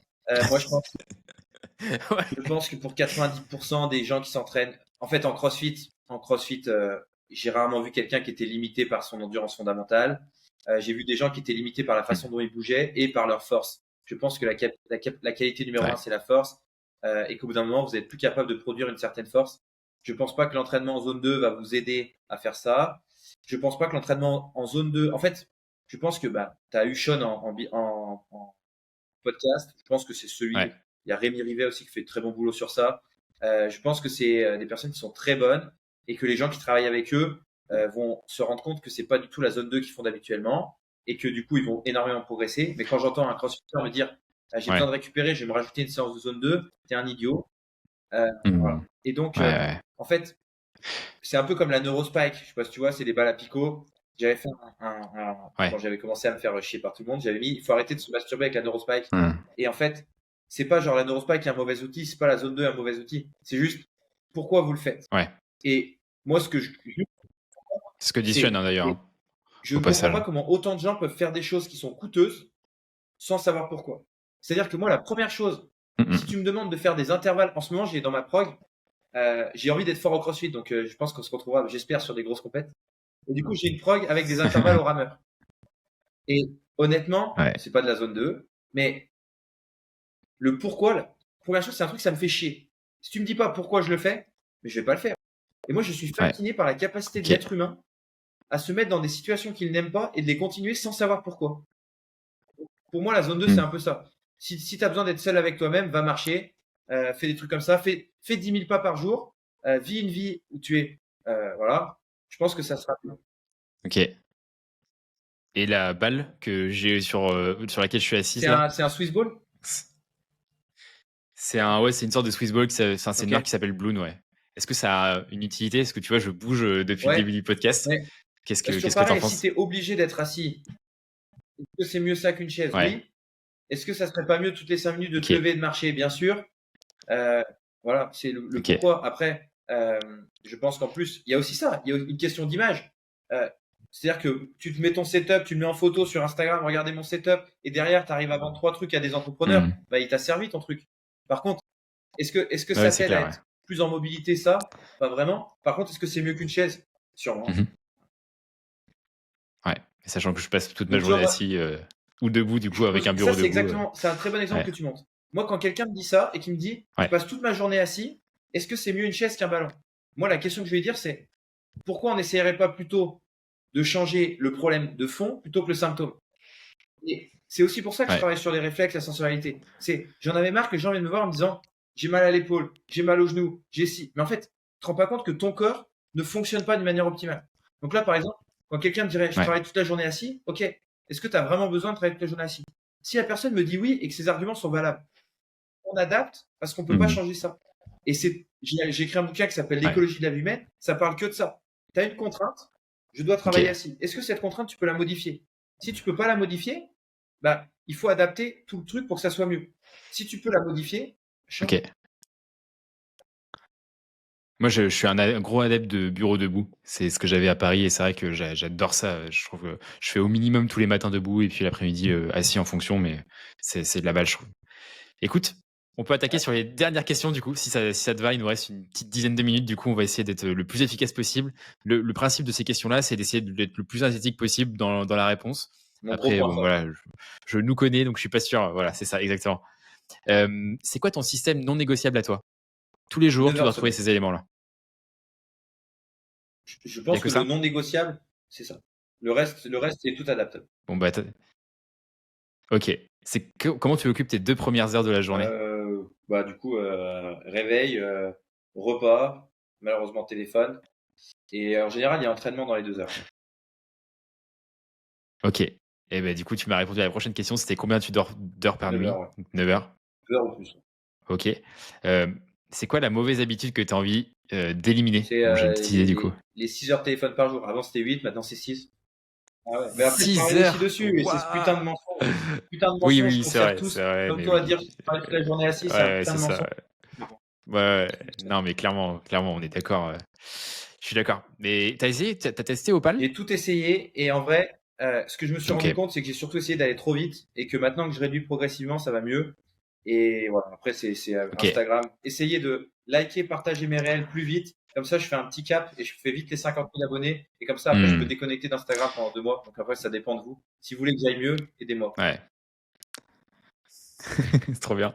Ouais, j'avoue que, tu vois, là-dessus, toujours liberté, responsabilité. Moi, ce qui m'a vraiment beaucoup aidé, j'ai testé tous les trucs possibles et imaginables, les solutions les plus emmerdantes possibles. Le modèle que j'ai pris il y a 2 ans, c'est de prendre Opal, du coup, qui est une application, qui est un bloqueur d'applications, et de laisser une fenêtre par jour où j'ai la totale liberté. Donc, en gros, je bloque les applications de 21h à 17h, et de 17h à 21h, je peux faire ce que je veux. Et en fait, tu vois, laisser une fenêtre comme ça me laisse un peu faire ce que je veux, tu vois, et ça me fait du bien, et ça me va. Et là, je suis entre 2 et 3 heures par jour, quoi. Donc, c'est cool. Ça me va. Validé. C'est quoi ton rapport au jeu? Question importante pour toi. Je pense que c'est primordial et que je joue pas assez, ça c'est sûr. Que du coup, c'est aussi pour ça que je performe, moi. C'est ma façon à moi de jouer.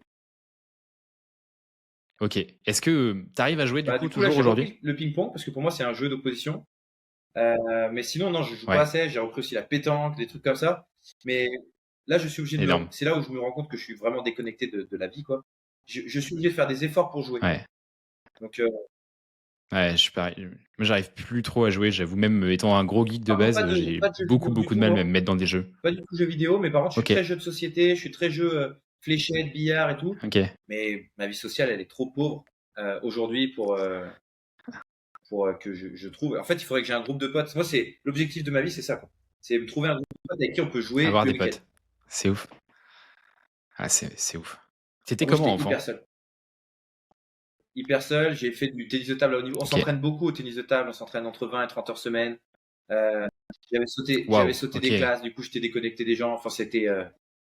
Moi, ça a été la renaissance à 23, 24 ans, on va dire. Intéressant. C'est quoi la question que tu poses quand tu rencontres quelqu'un? Une question que tu aimes bien poser. Qu'est-ce qui te fait vibrer? Je pense que ça, c'est une question qui me plaît bien. T'aimes les gens passionnés.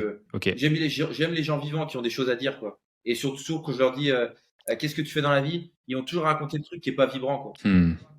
J'aime bien aussi poser qu'est-ce que tu fais dans la vie, parce que si la personne elle parle de son boulot, je sais qu'elle me casse les couilles. Ou alors, c'est clair, sauf si elle est passionnée par son taf. Ouais, voilà, c'est ça. Imagine, c'est un négociateur du FBI. Je suis coach sportif. Incroyable. Je suis coach sportif, c'est cata. Par contre, si tu me dis j'améliore la santé des gens, là, Alors, Ouais, là, let's go. Ok, hein, toujours le marketing important. Est-ce que tu peux nous parler d'un moment dur dans ta vie, un moment bah, difficile oui, je pense que que tu as quand je vécu? suis rentré d'Ukraine là, je suis rentré d'Ukraine et la fille avec Ouais. qui je vivais avait pris ses affaires et s'était barrée euh, le jour où je suis Oh. rentré. Donc, j'ai pris déjà mon contre-coup de l'Ukraine et en plus, je me suis séparé. Et c'était, je pense, la première relation saine que j'avais. Donc, ça a été le coup dur. Et d'ailleurs, c'est ça qui m'a déclenché l'envie de me réentraîner fort. Et comme quoi, la motivation Ah, n'est jamais intrinsèque. c'est clair. Moi, enfin, c'est marrant, mais je pense que j'ai jamais été aussi bon au sport qu'en phase de rupture parce qu'en fait, tu te mets en mode Ah Dragon ouais. Ball Z et t'as envie de Ah tout ouais. niquer, Après, quoi. j'ai eu une enfance compliquée C'est aussi. clair. Mais par contre, ça a été dur tout le long. Tu sais, c'est pas un Ok. pic. Alors que là, j'ai pris un pic. Ouais. Ouais. Il n'y a pas de. Ouais. Ok. Est-ce que tu as un tips à partager aux auditeurs? Bah déjà, dormez plus, 9 heures. Ça, c'est, enfin, pour moi, ça Hmm. vraiment, ça change la vie. Et essayez de faire Ok. un mois. Vous prenez un objectif, vous faites un mois, vous faites une action par jour dans l'objectif sans donner le moindre intérêt à ce que les autres pensent. Gardez-le en tête, ça, chers auditeurs. Une petite beauté. C'est quoi ton meilleur investissement à moins de 100 euros? Euh, je sais pas si c'est moins de 100 euros, mais il y a un truc qui me sert beaucoup, c'est mon sac 5.11 de CrossFit, que je pense que Ah, j'ai ok. depuis 4 ans, qui m'a accompagné dans tous les pays. J'en prends pas du tout soin et il est Ah, putain de c'est de la solide. balle. Donc je dirais que c'est ça. C'est de la balle. Je suis d'accord. Moi, j'ai un Ouais. Salak Pixel. Pareil, c'est de la balle. C'est même type de format avec plein de poches de partout. Ils sont ultra résistants. C'est impressionnant, ces sacs-là. Moi, en fait, je pars en mode minimaliste aussi quand je prends l'avion ou autre. Et oui, je prends l'avion. J'ai pas de problème avec ça. C'est pas bien. Je le C'est dis pas ça bien. pour tous les auditeurs. C'est Mais pas après, bien, on a putain. déjà perdu ces Non, gens-là je suis quand on a parlé désolé. d'Inoxtag. C'est bon. Ouais, c'est ça, c'est pour ça. Donc, ils sont déjà, on a fait le ménage, c'est clair. Et ouais, c'est ça. Je suis parti plusieurs fois en Suède pour aller me faire tatouer et je prenais juste mon sac à dos et en fait, c'est trop pratique. Il y a tellement de place en fait quand tu optimises bien le truc. Je suis d'accord avec toi. Est-ce que tu préfères gagner ou est-ce que tu détestes perdre? Je pense que je déteste perdre. Et je vais même dire une phrase. Tu m'as demandé un conseil. Entourez-vous de gens, non pas qui vous permettent de réussir, mais entourez-vous de gens qui vous empêchent d'échouer. Je trouve que c'est une phrase qui aide bien. Parce que souvent, on a des gens autour de nous qui disent, ouais, si, ils vont nous permettre de réussir dans le sens, ils vont nous accompagner. Mais par contre, ils vont aussi être là quand on rate. Et en fait, justement, c'est pas bon ça. Parce qu'on sait qu'on a une bouée de sauvetage. Donc, non, non, moi, je déteste perdre. Je suis anti, l'échec apprend plein de choses, on est d'accord, mais c'est pas quelque chose qu'on doit viser. C'est quelque chose qu'on Mhm. doit éviter à tout prix. Et c'est justement parce qu'on l'évite à tout prix qu'on apprend. Totalement d'accord. Et moi, je suis un extrêmement mauvais perdant. Je déteste ça. Et t'as 99% des gens que j'interviewe qui détestent perdre pour info. Alors, c'est un peu plus mitigé sur la deuxième saison, mais globalement, c'est quand même dans ces ratios-là. Et je pense que c'est quand même très, très, très significatif des top performers, honnêtement, ce fait de détester perdre. Et dernière question, Lucas, et après on aura fini. C'est quoi ton idée contrarienne qui va un peu à À contre-courant? contre-courant de ce que les gens pensent en général. Euh, Mhm. La société, de tout ce que tu veux, Bah contre-courant. moi, justement, je pense pas que le but de l'être humain, ça soit d'être heureux. Je pense que ça, c'est une idée qui est contraire à beaucoup de gens. Je pense que par définition et par nature, l'être humain n'est pas fait pour être heureux. Trop stylé. Bon, bah écoute, on va pouvoir conclure là-dessus. Soyons Non, malheureux. ça fait plaisir, mais je pense que justement l'état heureux est dangereux et que Non, mais oui. on a philosophé justement et j'adore la philosophie et que justement c'est peut-être cet extrait de confort qui nous a fait arriver à se poser la question de pourquoi je fais les choses là. Tu sais, maintenant il y a beaucoup de gens qui se définissent et là du coup on va finir par un débat, un conflit je pense. Euh, Ouais, Moi je pense pas que génial. quand quelqu'un se définit par sa différence, qu'elle soit raciale, qu'elle soit Mhm. sexuelle, qu'elle soit genrée, qu'elle soit orientation sexuelle, qu'elle soit sa façon de manger, Ouais, et ben en fait, c'est qu'on a atteint un niveau où on n'est plus assez en danger, quoi. Parce que tu sais, t'es pas pacifiste, t'as aucun moyen de faire la guerre, t'es juste faible. Et pareil, t'es pas vegan ouais, si t'es pas en situation. Moi, dans la jungle, on a passé 6 jours. Je peux dire qu'il y en avait des véganes, et je peux dire qu'au bout de 5 jours, quand t'as rien mangé, que t'en as un qui va pêcher un poisson, qui bouffe le poisson. Et du coup, c'est facile d'être vegan quand t'as ouais, ton steak de quinoa qui est là. Euh, c'est bien facile de sûr. voilà. Donc je pense que on est dans un monde où on a été tellement en confort que on peut se poser la question de qui on est. Et l'être humain, par définition, quand il commence à Mhm. se demander qui il est, bah, c'est là où ça chie. Et c'est le bonheur qui crée ça. Je suis bien d'accord. Je suis bien d'accord. Trop bien. Merci Lucas. En tout cas, c'était hyper cool de te recevoir. Je pense que les gens étaient ultra riches. On a parlé de plein de choses. On est pas parti dans tous les sens, mais il y a quand même une ligne directrice, je trouve. Donc c'est plutôt cool. Où est-ce qu'on peut te Alors, retrouver vous pouvez du me coup? retrouver sur Feblitos pour le côté un peu plus mindset, développement d'entreprise, et puis un peu plus mon quotidien. Et après, la page pro, ça s'appelle Lucas Ouais. Bourguignon Conférencier. J'ai une académie gratuite où vous avez genre peut-être 25 heures de formation gratuite avec des experts du monde entier. Voilà, vous allez retrouver toutes les infos Ouais. sur mes séminaires. Puis voilà, c'est les deux endroits majoritaires, c'est sur Et, Instagram et, en grande partie. et je crois que tu sors une Ouais, formation actuellement où tu ouais. l'auras déjà sorti quand l'épisode Il y a une sortira. formation. Et tu as un événement qui arrive aussi, si je Absolument. dis pas de bêtises. La formation, elle sort le 6 octobre. Ok. Ça va s'appeler l'état d'esprit. C'est tout mon parcours avec une ligne directrice pour tous les entrepreneurs, même hors coaching sportif, sur comment développer son entreprise. Ouais. Et il y a 20 modules, donc c'est, je crois, 12 ou 13 heures de formation, avec tout ce que, notamment, j'ai appris dans mes voyages et les différentes cultures, plein de concepts comme ceux de Taleb, etc., associés au business. Et ça, c'est une formation. Et puis, il y aura un événement. On a réservé une très grande salle dans un grand théâtre à Paris. Ça sera le 29 mars pour mes 30 ans. Et ce sera un événement avec 300 personnes pour les coachs. Je pense que ça va être un des plus gros événements en France pour les coachs. Et vous allez avoir toutes les infos du coup quand ça sortira. Ce sera sur ma page Feblitos. Trop stylé. Et ben, on a hâte de prendre les billets pour aller te voir au Grand Rex. Je pense que les places vont vite partir, donc faudra être le plus réactif possible. Et je pense que la formation, pareil, ça vaut son pesant de cacahuètes si vous voulez des bonnes punchlines, chers auditeurs. En tout cas, ouais, encore une fois, j'étais ravi de te recevoir, Lucas. C'était vraiment trop cool. Et je pense que ça a apporté beaucoup de valeur à tout le monde. Est-ce que tu as un mot de la fin? J'ai hâte de. N'hésitez pas, en général, je suis assez dispo. Si vous avez des questions sur le podcast ou sur les réflexes, n'hésitez pas à m'envoyer un message. Vous dites que vous avez écouté le podcast. Et puis, n'hésitez pas aussi à mettre des. Je sais que c'est important Let's pour go. ceux qui font des podcasts.